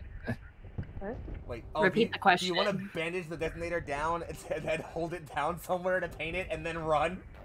Yes. I mean, If a it works, shot. it works. Like, Yeah. in all honesty. Let's see. But again, you'd have to be leaving in the Chimera, and that could mean it adjusts position. Yeah, That's the big thing. Or, if y'all are going to try and walk away, then, yes, you could do that. The question is, could you leave the range of the bombardment in time if you're walking? Running. Especially with Running. injured. Especially with the Hive Tyrant chasing you. Injured and Hive Tyrant. Yeah, it's also still the injured soldiers you gotta care about. Here's a question. Is there a long enough straight path from this location that the Chimera could travel down? Well, the trouble is, there's a few ways the Chimera can go. It can sort of hang right, head towards the north wall, where you're certain that second perimeter has definitely fallen, and you probably could end up at another strong point, maybe, but you don't really know what you're going to be riding into or out of to go that way. It could turn left and go south, where the exact same thing is effectively the problem, or it could go straight down the road towards the heart of the area, towards HQ, which is probably the safest place you could get. Trouble with that is, there's a 13-foot obstacle in the road that's breathing and has 2 swords. Yeah. See, here's what I was thinking. That the Chimera was a decoy to track it down a particular path, that we just have the bombardment line and fire in a sweeping motion, while we run the other way on foot. Other way to what? Well, I was hoping that there was a straight path that we could use the Chimera as a bait point. Well, your best, if that's your plan, then your best way to rationalize that would be you could send the Chimera either right, left, or reverse back towards the eastern wall, hope the Hive Tyrant gets drawn by it and follows it, and then you guys start booking it down the western road towards the secure HQ. Towards HQ. That's the best way you could rationalize that. Trouble is, one, there's a couple of factors that have to play into the fact. One, the Hive Tyrant has to actually go for the Chimera. Two, it has to actually get far enough away to make that bombardment worth it. And 3, y'all have to get far enough away to not die in the bombardment. I will say, and this is just to make this clear, this is not going to be a thing where it's like, if you're in the bombardment range, I'm like, oh, hey, you didn't get out, you're all dead. Just know, there is a chance at least some of you could die if this bombardment hits. However, having said that, time has been passing this whole time y'all have been deciding, and that Hive Tyrant is now closer. So I now need you all to make a decision, as you have 2 minutes left. While that conversation's being had, I am watching this thing, watching its behavior. Is there any weak points? Something that we could potentially exploit? Weak point on Tyranny? Weak points in its physiology you're looking for? In physiology, something in its mannerisms? Oh, like so mannerism-wise, this thing's intelligent. Like, again, the way others seem to follow this sort of synaptic network, you wager this thing is like, it's a direct node for it. It is spreading out that synaptic It's the one giving orders. Yeah, and even if it's not the one overall giving all the orders, it is the one locally giving orders to a degree. It's intelligent. It's not dumb to any capability. As far as weak points, well, most of the armor's on its back and like legs and stuff. So it's got like all those fleshy bits in its like chest area. Are those weak points? So what you're telling me is I'm gonna put this way. We have to get like way back there. Yeah, I mean, what I'm gonna put you this way. Unless y'all pull some fucking shenanigans, not a single weapon you currently have is strong enough to hurt this thing. Period. And I don't mean like put damage on it like to kill it. Like you literally cannot put damage on this thing through its armor with any of your existing guns, including the Chimera's weapons. Yep. It will just shrug them. Look, just give me Can we trip it? Flint, just give me the transmitter. Y'all get out of here. Easy. Done. Trip it. Trip it. It's not some school thing. Come on. You ever see that movie Star Wars back in the day? It's a classic. It's a classic. The holovids are all around him. I'm sorry. I'm so sorry. I'm ruining the moment here. I apologize. You know, give me the transmitter, and we'll go. Easy that. Just give me the transmitter, Flint. Flint looks at you sideways, just.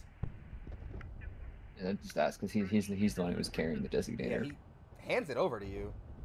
Just kind of like, you planning, Lapata? Planning on staying. I'm gonna call in the artillery while you all clear out. You're staying? Someone's got to hold the damn thing. Rigor mortis should be setting in. Oh, that's dark as fuck. Oh, I'm playing a dark character. fuck. I'm What sorry, I wasn't No, ready for that. I guess, Fuck! like, are there any guardsmen who are beyond help at this point? I mean, who a just couple want of them to. there are some dead bodies around. Yeah, yeah, there are. I'm not looking for dead. I'm looking for, wants to go out on their own terms. No, all these guardsmen here want to get the fuck out of here. They all want to survive. None of them seem like they want to. Why were you so good at your job, team? There's no commissars or commanders around except for you guys, and you're already talking about running. So you're like, no, we're not fucking staying here. What the fuck? Are you kidding me? Someone's got to stay back and point the little laser at this thing so their shaker's got a clean shot. Okay. No one else needs to be too privy to that. Wait a minute. I feel like we're playing. If we're gonna play the gamble, let's at least play it to the best of our odds, right? If someone's gonna call on that bombardment and we're gonna book it, then the best thing we can do would be to put that target on one of these fallen comrades of ours. We all book it as fast as we can on foot and hope we don't die in the barrage. If there's a chance that one of us dies, it might as well be a chance that at least all of us have the same chance of dying. I don't think we should leave one of us behind. We put the targeter, we rig the targeter here, we leave the Chimera as bait, we book it. Well, shit, that's what I get for trying to do some heroic shit. Had to go and throw some logic in, didn't you? I'll go over to one of the dead bodies and just, like, clasp it tight and have it start. Yep. So yeah, we're up and moving. The timer starts. You can already hear chatter starting to come in as they're kind of starting to start moving into things. And there's 2 minutes. And as you kind of start filing out of the building, what do you tell the Chimera pilot? Because he's looking like, you all redeploying? What's the plan? I see that thing down the road. I mean, the plan is to get back to HQ at this point, right? Yeah, but we're using the Chimera as bait, remember? But where?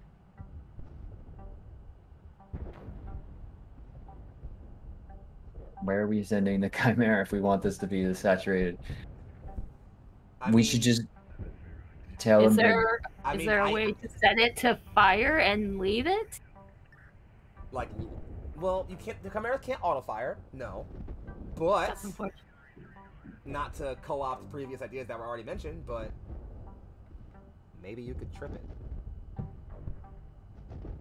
Such a dumb idea. Yeah. What? blast its fucking leg to it. I mean, Well, like, do you have to listen. blast it? Again, your guns can't pierce its armor. You even take the chimeras. chimera, you go for the You ram kneecap. it. Like, we just, fucking we, yeah, we know. kneecap Can we, that can we, fucker. can we get like a brick and throw it on the, On the fucking just gas. throw it on the gas pedal and just send this thing at it? I You don't know know. what? Yeah, we'll say that happens. No problem. So you tell the pilot, you're like, okay, we're gonna shoot that thing with the chimera. He's like, you want me to do what? He's like, not you, idiot. We're gonna put a brick on the thing. And Yep. he's like, oh, okay. Just set a couple of grenades down for good measure. Yeah, of course, I make a little figurine with ceramics, with the blasting clay. Tape it down and go. Yeah, so you put that down, you get a nice solid stone. Kind of, Oh. you're like, all right. Little bobblehead. Little bobblehead. You flick the bobblehead. You drop the stone on the gas pedal, as it were, and the chimera starts eating up tread and tearing its way right down the road. You can hear over the radio in the comms on the chimera as it kind of peels away. Coordinates received. A minute to bombardment. Let's not be here when that happens. I think he's already broken the impress. All right, let's not be here. Oh shit. Okay. Keep the alleys. Don't get in its line Not of sight. today, you'll You just have your fucking moment, eat Kieran. it. Oh my fucking god. All right, I'm sorry. Cut. I just wasn't. Okay, so you're running.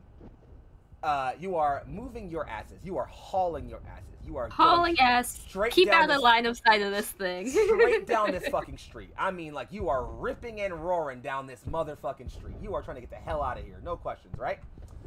And as you're Yeah. running, well, you start hearing some gurgling.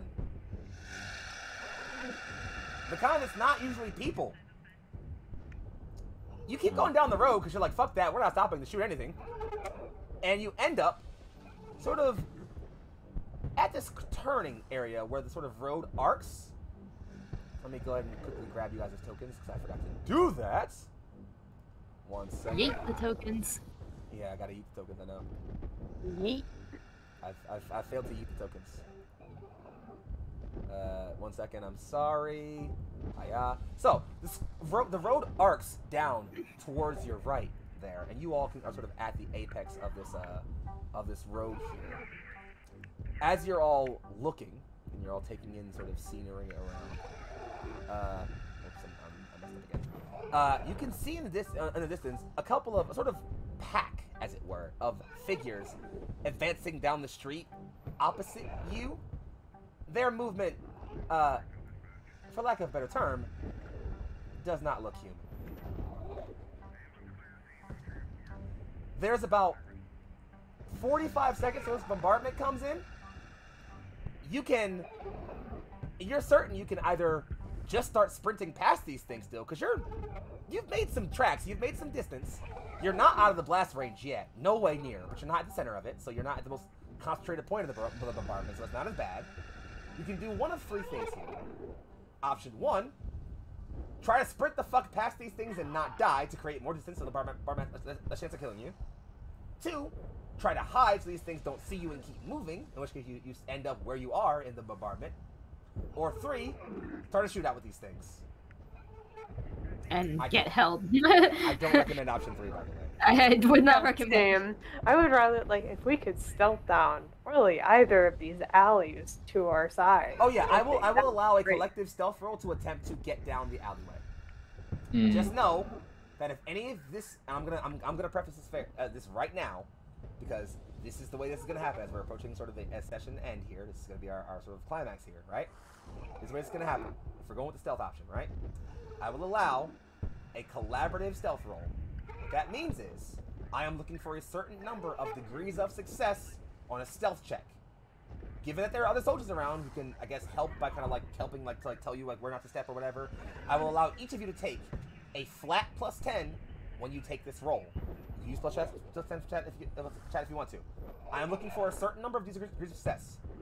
If you pass that number of degrees of success, you manage to sneak down away from these things and get farther away from the bombardment, and then we take the bombardment from there.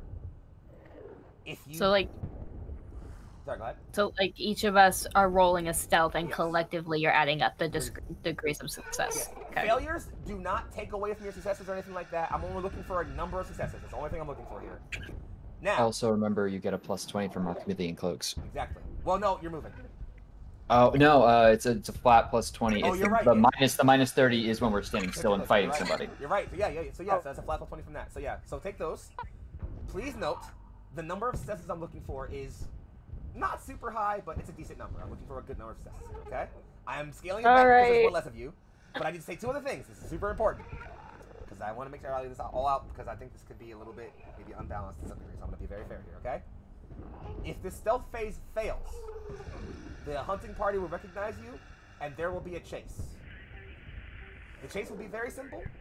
You will justify how you run from these things. I will tell you to roll a thing. If you fail, you are caught. After everyone's rolled their thing, you are assumed to have gotten away from the party, at least to some degree. The bombardment will drop. At which point, I will ask each of you to roll a thing for me, and then I will describe the aftermath. I know that sounds a little unfair, and I tried writing this encounter 6 different ways, I promise you, I swear. If anyone feels like the way this plays out is genuinely unfair to you, please tell me afterwards, even if it's on stream. I don't care. Okay. We all here for it? It's for the stealth. Make it happen. Oh. Stealth rolls go first. If there was ever a time to use your +20s from chat. Yep. Exactly. Ew, if you Oh, we're starting strong. That's 5. That is so far 10 degrees of success. Oh my god, you guys. Okay, so it's the 10, 16. then That's 16 degrees of success, and then We're doing +30 Yeah, plus because 30. of the 30. chameleon cloak. Oh, I forgot about. Oh no, and yeah, I'm we're gonna good. use a +20 from chat. I'm gonna make it 50 go for it. because mine is not good, you guys. I'm so scared. Same. I will Mine say, was a base 9. Nope. There it is. There it is. Oh, no. There it is. There was no Guys, way. I had a Oh, target no. of 14 it is days. so- it's There so was effed no up, way. 'cause I was gonna say this ahead of time before you rolled. Y'all were only short by 1. I have Wait, +2. can we tack on the additional +2 Yes. from a team thing? Yes, you absolutely. We have 3 team Yes, things, you so you might as absolutely- well. You I was absolutely like, can take can it. you stack those? Yeah, No, okay. do well, it. technically speaking, with a target roll of 64 and a roll of 86, if Heck takes a well, technically speaking, if any of you add that +2 to your roll, you go up 1 more degree of success, which will put you over anyway. So any of you could take an extra +2 from chat. I guess it doesn't have to be me. Yeah. So the question is, Yeah. did any of you not use +2s at all in your roll? I did. Oh, I did not. Okay, so then you're. I'll use mine. So yeah, then one of you uses a +2.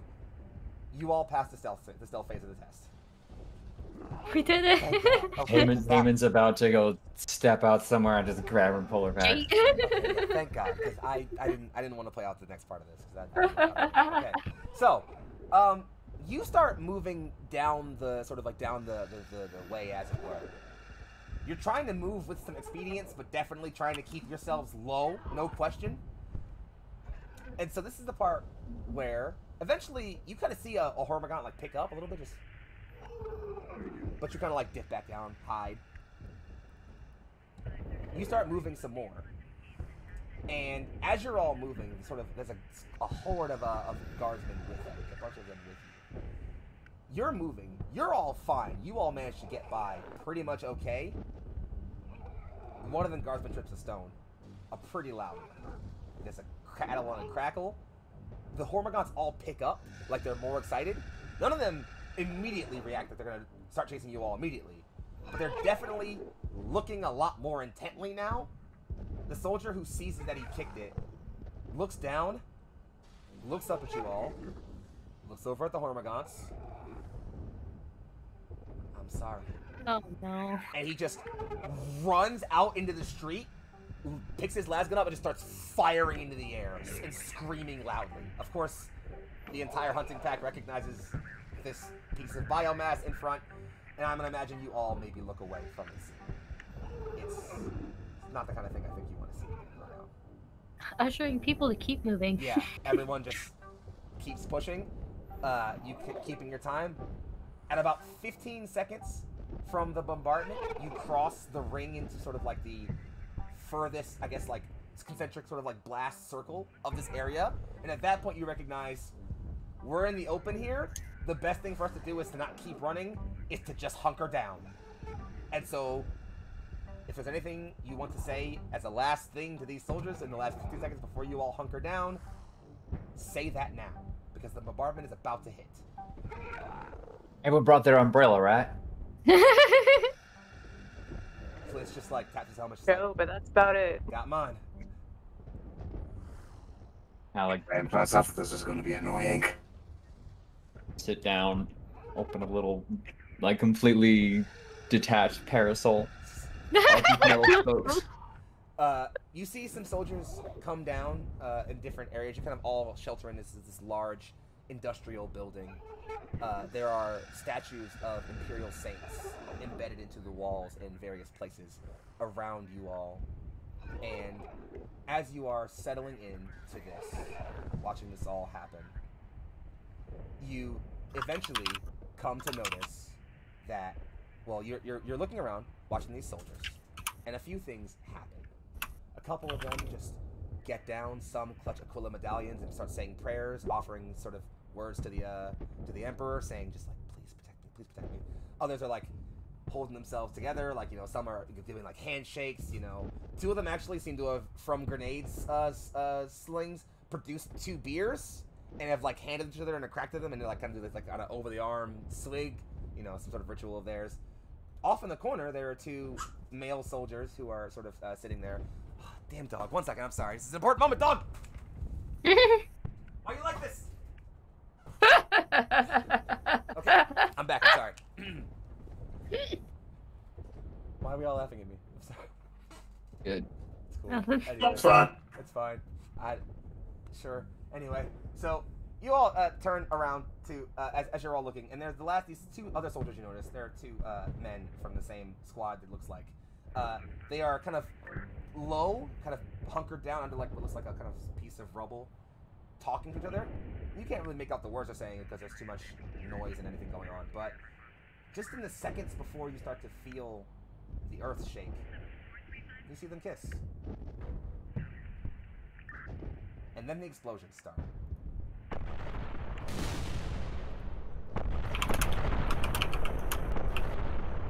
The earth that explode. Windows go into disarray all around you. Individual people get taken away in clouds of dust. Everything around you just starts to panic and become like the world itself is just this endless rumble, like a god itself took the planet in its hands and just shook it a fair bit. The dust cakes into your eyes, over your faces, into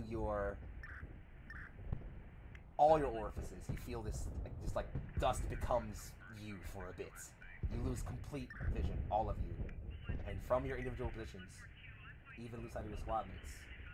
And what I need you all to do is to roll me a d10 plus any fate points you have.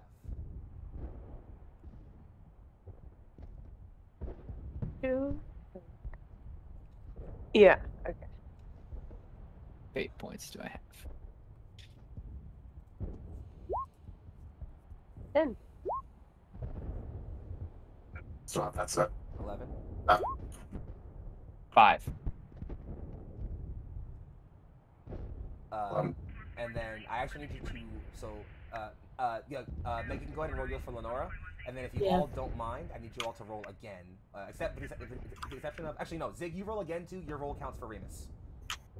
So I need you all to roll again for your comrades. Is that still with the same plus roll. 2? Yeah. Okay. Ooh, we got the same roll. 20. Okay, so, let's look at this again. So, 10 for, let's make sure I got all the numbers right. That's a 10 for Taman. That's a 11 for Zig. That's a 5 for Kiernan. That's a 10 for Benin. That's a 3 for Lenora. That's a 5 for Phaedra. That's an 8 for Flint. And that's a 6 for Remus. In that case, I need to just make a couple of things happen real quick. Hold on tight.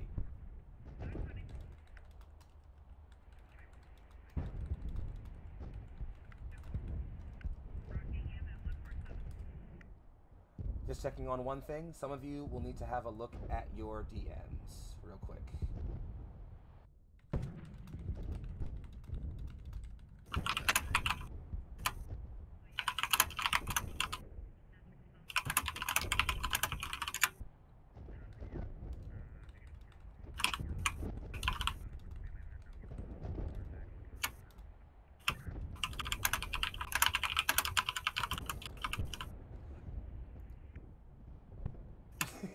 I'm so sorry.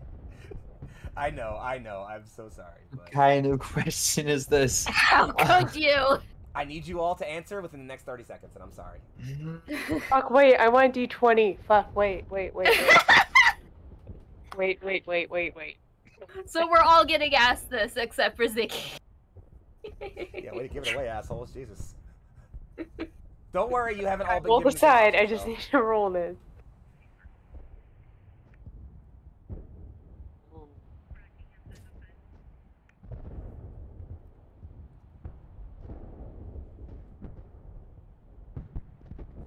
Tension is killing me here.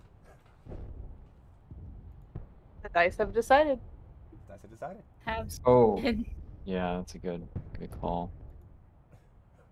Well, you don't have to prefer. Targaryen teach you to choose. Choose not to prefer. 1 second, preparing to flip.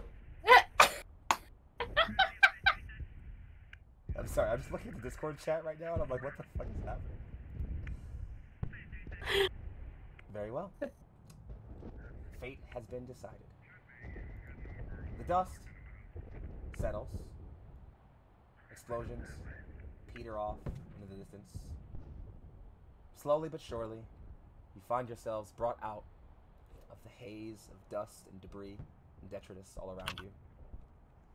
The first of you to come to is Ziggy. Your sort of cognitive systems pretty easily adjust your sensory perceptions. You start, becoming more aware of the things. You have some system damage. Not serious.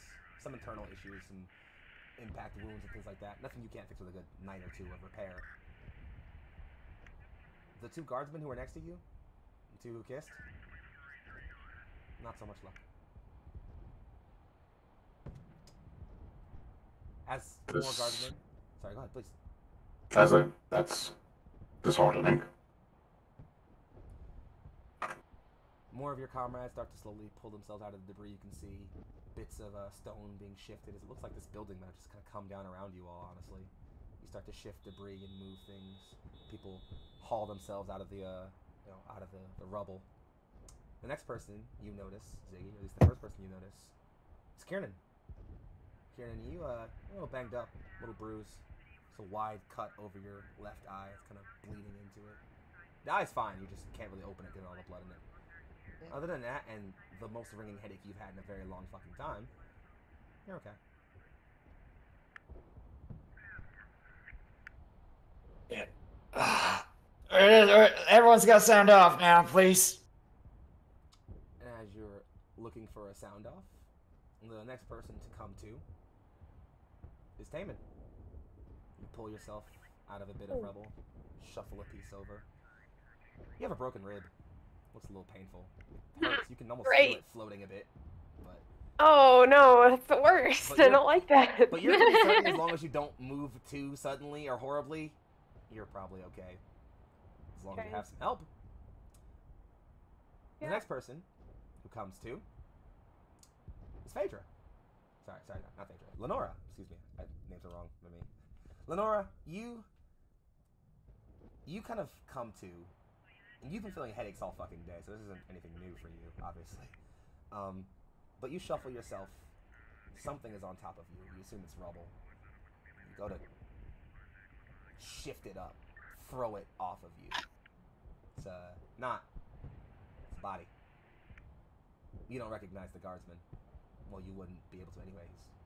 Head get kind of pasteurized in the process. But there was a guardsman, or what remained of one, on top of you. Throw that off, and you take care of yourself. Make sure you're all right. And everyone starts sounding off. People check in. Kieran, you're fine. Lenora, you're okay. Taman, you're fine. Ziggs, you're good. Benin checks in, not too long afterwards. Hauled out of the rubble. Says, oh, well, I've lost my damn pack, but I'm here. Yeah, it's... The next person that comes to is Remus.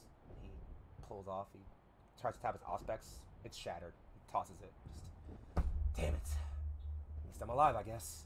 He goes to move an arm. Ah! And realizes he has shattered his leg. He's like, I'm gonna stay here. He goes back down.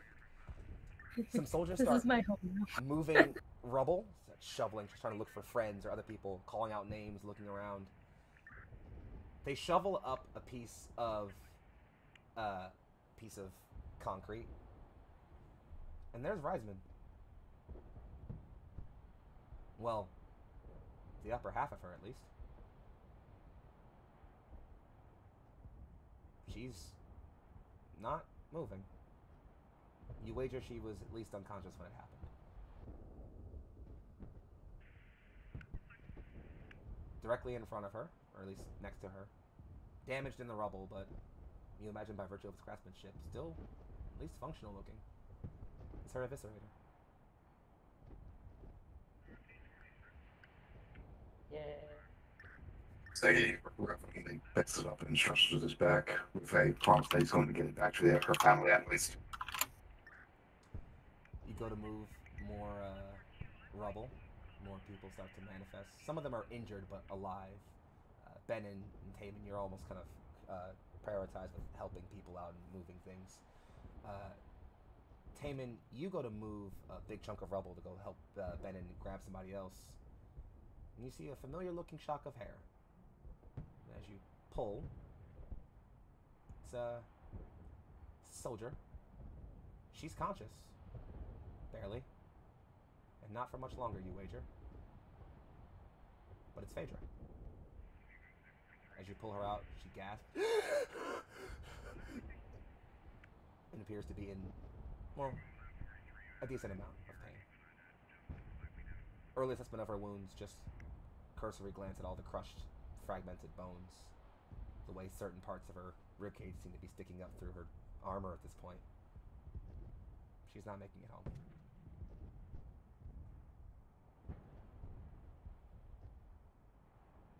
So the second that she sees Phaedra getting pulled out, she makes her way over, probably actually just pushing somebody, at least somebody aside.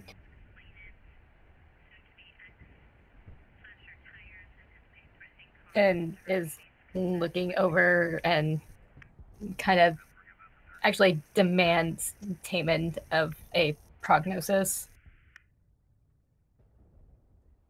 Yeah, I mean, he's gonna give her the facts. There are ribs sticking out of the armor right there.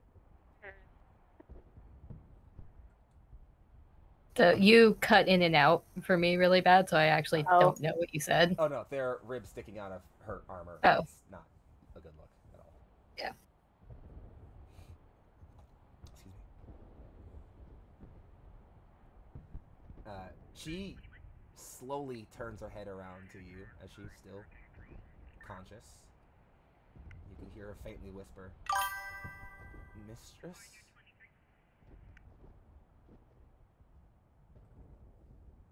Don't talk. You're gonna make it worse. I don't think it gets much worse than this.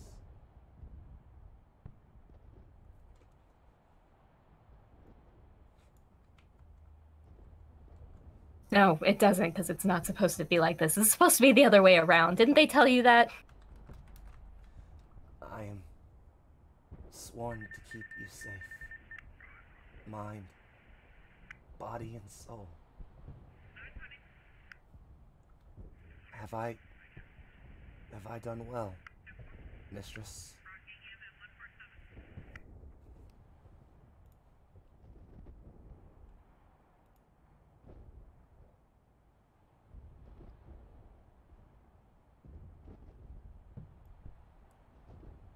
You did more than what was required of you. She smiles, a rare thing on her usually stoic face, and her eyes close. She passes.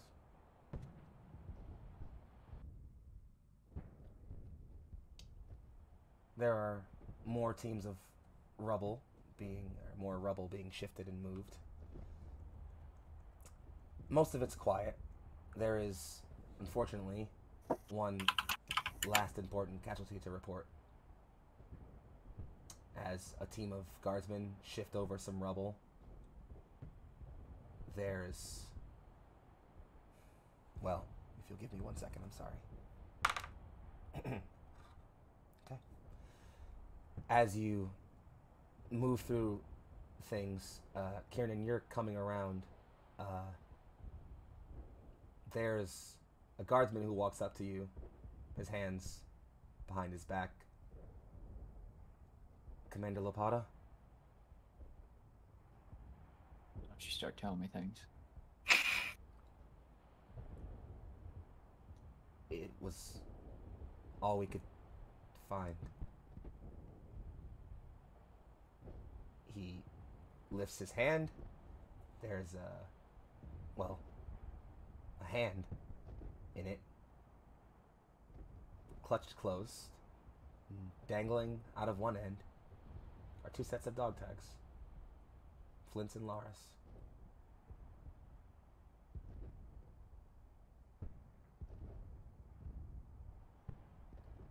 Bastard just want to go see his girlfriend.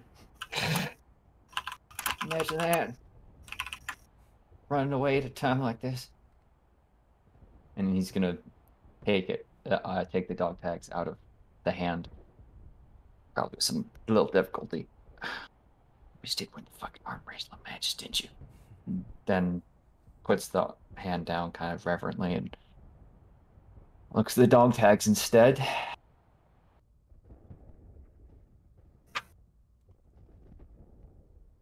Well, let's get who we can and get moving.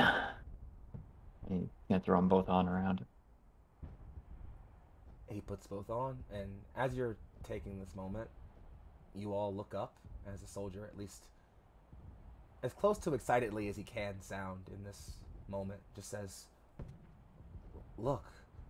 And as you all look up, was the clouds part on this overcast day, you can see a veritable phalanx of Imperial Guard warships breach the atmosphere in a halo haze of flame and heat. From their bow, macro cannons and lances, firing with the force of earthquakes, pierce red-hot lances of pure energy through flesh and chitin and whatever else the fuck these damn ships are made up of. You watch as these hive ships veritably burn up in the atmosphere. These ships lance through them, just a brilliant barrage of coordinated artillery fire that again and again, like a heartbeat almost, hammering them with round after round and lance after lance and shot after shot, even as these ships start descending, crashing into the atmosphere as nothing more than ruined husk hulks. The ships keep firing and firing, like revenge for every single soldier we lost this day. And I think that's a wonderful place for us to end today. I want to thank, more than anything else, some of the most amazing players I've had the glory of sharing a table with. I have to obviously apologize for putting y'all through some shit. It's fine, TM. I feel like it's a bit disingenuous to do the like, how are we feeling check-in on stream, so we'll save that, and instead I'll just I'll go ahead and move us right over into outro so we can get on out of here and talk a little bit if y'all need to. So once again, thank you all for a wonderful session. Thank you in chat for being tuned. Stay tuned to find out who these awesome players are and where you can find them at. Fuck, where's Terracoli? Hold on. Hold on. I mean, he wasn't there. Oh, he wasn't. Wait, what? Remember? Yeah, he wasn't there. He was He was reassigned. deployed somewhere else. Oh, okay, fine.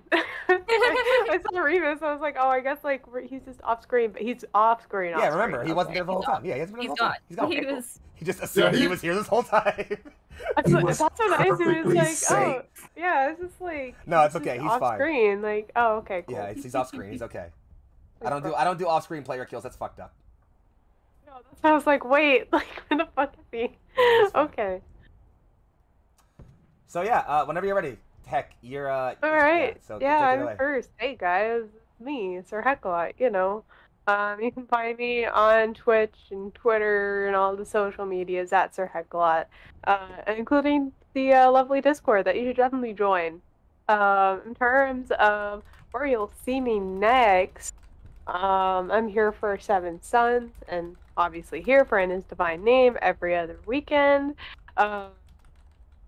I won't talk too much about it because Turk has more to talk about it, but a month from now, we're doing Odyssey of the Dragon TPK, so you should definitely go check that out. As well as Queen's Gambit, our Tyranny of Dragons campaign. That will also end this coming Thursday. That's about it. Yeah. Okay. Yeah. Hi. It's me, Turk, or Turk Accented on Twitch and Twitter. I was playing Kieran Lopata, and today we found out why it sucks to be the anvil sometimes. But you know, we're gonna move on. And if you want to see more of the things that I'm gonna do, so tomorrow, oh boy, tomorrow, I will be running some GMs, some pretty constant GMs on TPK through the Siege of Castle Rend. But they are a bunch of chaos gremlins, not actually in class, just in personalities. So Winterhold's Finance will be back tomorrow. It'll be great. The essence of that is how can we fuck with everything that I have planned. So if you're a fan of those kinds of sessions, definitely tune in. Saturday, back with Dark Echoes in Curse of Strahd. And then 17th, we have Harper's Season 2. Continuing on, and then 2 weeks from now, of course, we'll be right back here. And then, as Heck alluded, on the 7th of September, so this next month, we will be kicking off Oathsworn, our Odyssey of the Dragonlords campaign. It's a 5e module written by BioWare writers responsible for basically all your favorite RPGs growing up. I could list them all, but basically think of a really good BioWare game and they have their fingers in it somewhere. It's really fun. We're doing all of our session 0 prepping and planning, and everyone's got their art, and we'll be sharing all that soon, so definitely be ready for when that kicks off, because I am very excited. It's Greek mythology and D&D and epic heroic fantasy, so good for the palate, good for the soul, and I love it a whole bunch, so I'll be putting a whole lot into it. But yeah, I'm going to throw it over to Meg, because I talk too much. I like listening to you talk, so you know it's not that big of a deal. Same. But, hello, I am Meg Mysteria. I was playing Lenora today. As far as where you can find me, you can find me as Meg Mysteria on Twitch, on Twitter, on Discord, here and at TPK Roleplay. As far as what I've got coming up, before we come back here on the 22nd for the aftermath of this. For feelings? For feelings. for fucking feelings, you'll see me in our Age of Sigmar Soulbound campaign over on TPK, where I'm playing a hag priestess. I am an elf here to cause problems. Isn't that the only thing elves do, like, ever, is cause problems, I feel like? Listen. This is an elf hate account, if you were wondering. You know what? You and my boyfriend are on the same page about that, so you know, I'm not going to delve into it. I will only post elf hate from now on. Imagine living for thousands of years and still dying to someone who was born, like, 14 years ago. Yo, right? Yeah. Basically. Yeah, let's not talk about the elves in my homebrew setting. But I have mastered the blade.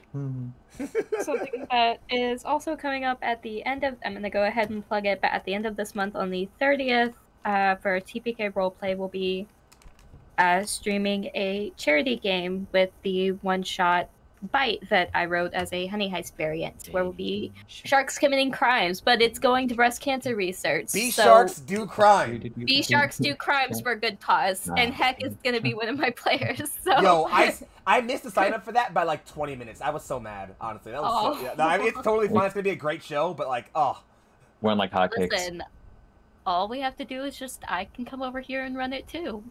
We'll talk. But We'll talk. That's all I've got going on in the near future. So let's throw it over to Shock. Hi, Shock. Alright, so yes, I have been Shockpoint Fairy. I've been playing Ziggurat86.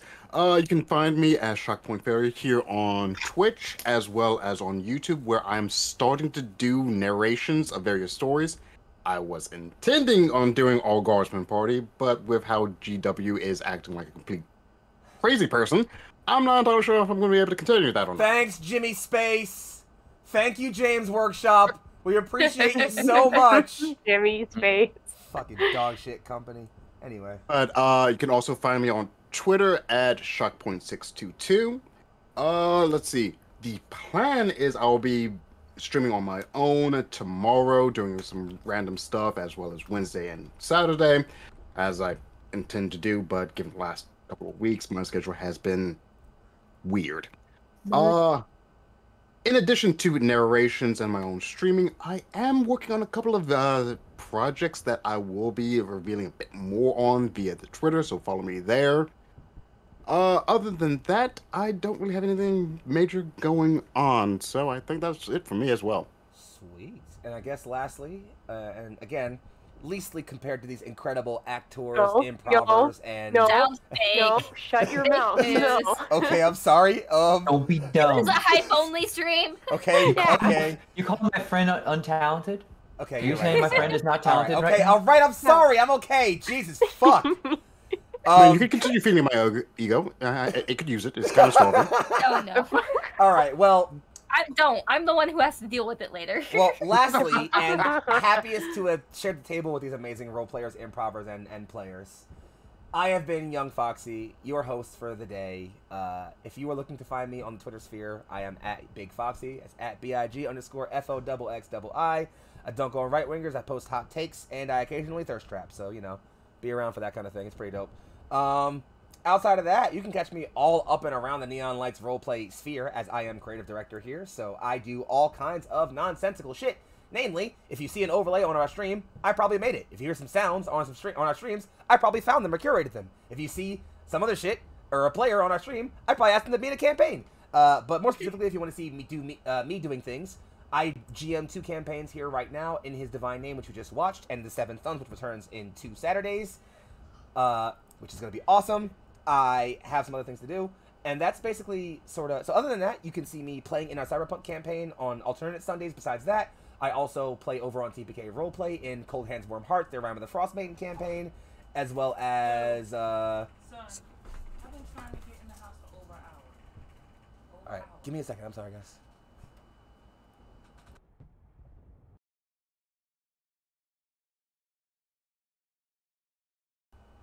My bad. My mom must be my mom sometimes. Anywho, other than that, you can also catch me hanging out over on... Oh yeah, starting the 11th, I'll be over on Critical Misses for Forest and Flame, a Humblewood campaign. I made a Fox Cinnamon roll. It's going to be great. It's going to be really, really fun. Other than that, yeah, I'll be around other stuff. I got plenty of other stuff in the pipeline. I got one-shots I want to do. Particularly, I got a really fun Transformers one-shot concept I'm working on that I think might be really fun. So, we'll stay tuned for that. More news on that. But the thing I want to plug the biggest is right now, you should definitely hop over and check out our Discord. We have plenty of cool stuff to do and people to play with. The most important thing you should note is that we just announced our 2 Naruto campaigns, A Blade's Will Heaven and A Blade's Will Steel. So if you want to be the biggest anime person you've ever been and be a Naruto ninja in one of 2 rotating one-shot campaigns, go ahead and join the Discord, sign up to be a player, and get yourself a slot in those campaigns. We're going to be slotting in players for the first 2 episodes of that probably next week once I get some rest after this. That's all I got for today. As far as raid goes, let's see. Who we got? Who we got? INTG, critical drinking. Yeah, critical drinking. Yeah, is let's go on. crit drinking. Why not? Let's say crit drinking up. They got 27. Well, let's go say hi. Let's go say hey to them. They're playing some D&D. We're gonna go pop over to critical drinking. Tell them that we had a great time today, and hope everybody's feeling okay. If you need a hug, go get a hug. Otherwise, if you can't get a hug, then hit me up and we'll talk. I'll give you virtual hugs. In either case, Where's my cat when I need him? exactly. In either case, I have been Young Foxxii. These have been my players. We've been in his divine name. Thank you all for a wonderful day. Take care. Be safe. And a goodbye. Bye, guys. See ya.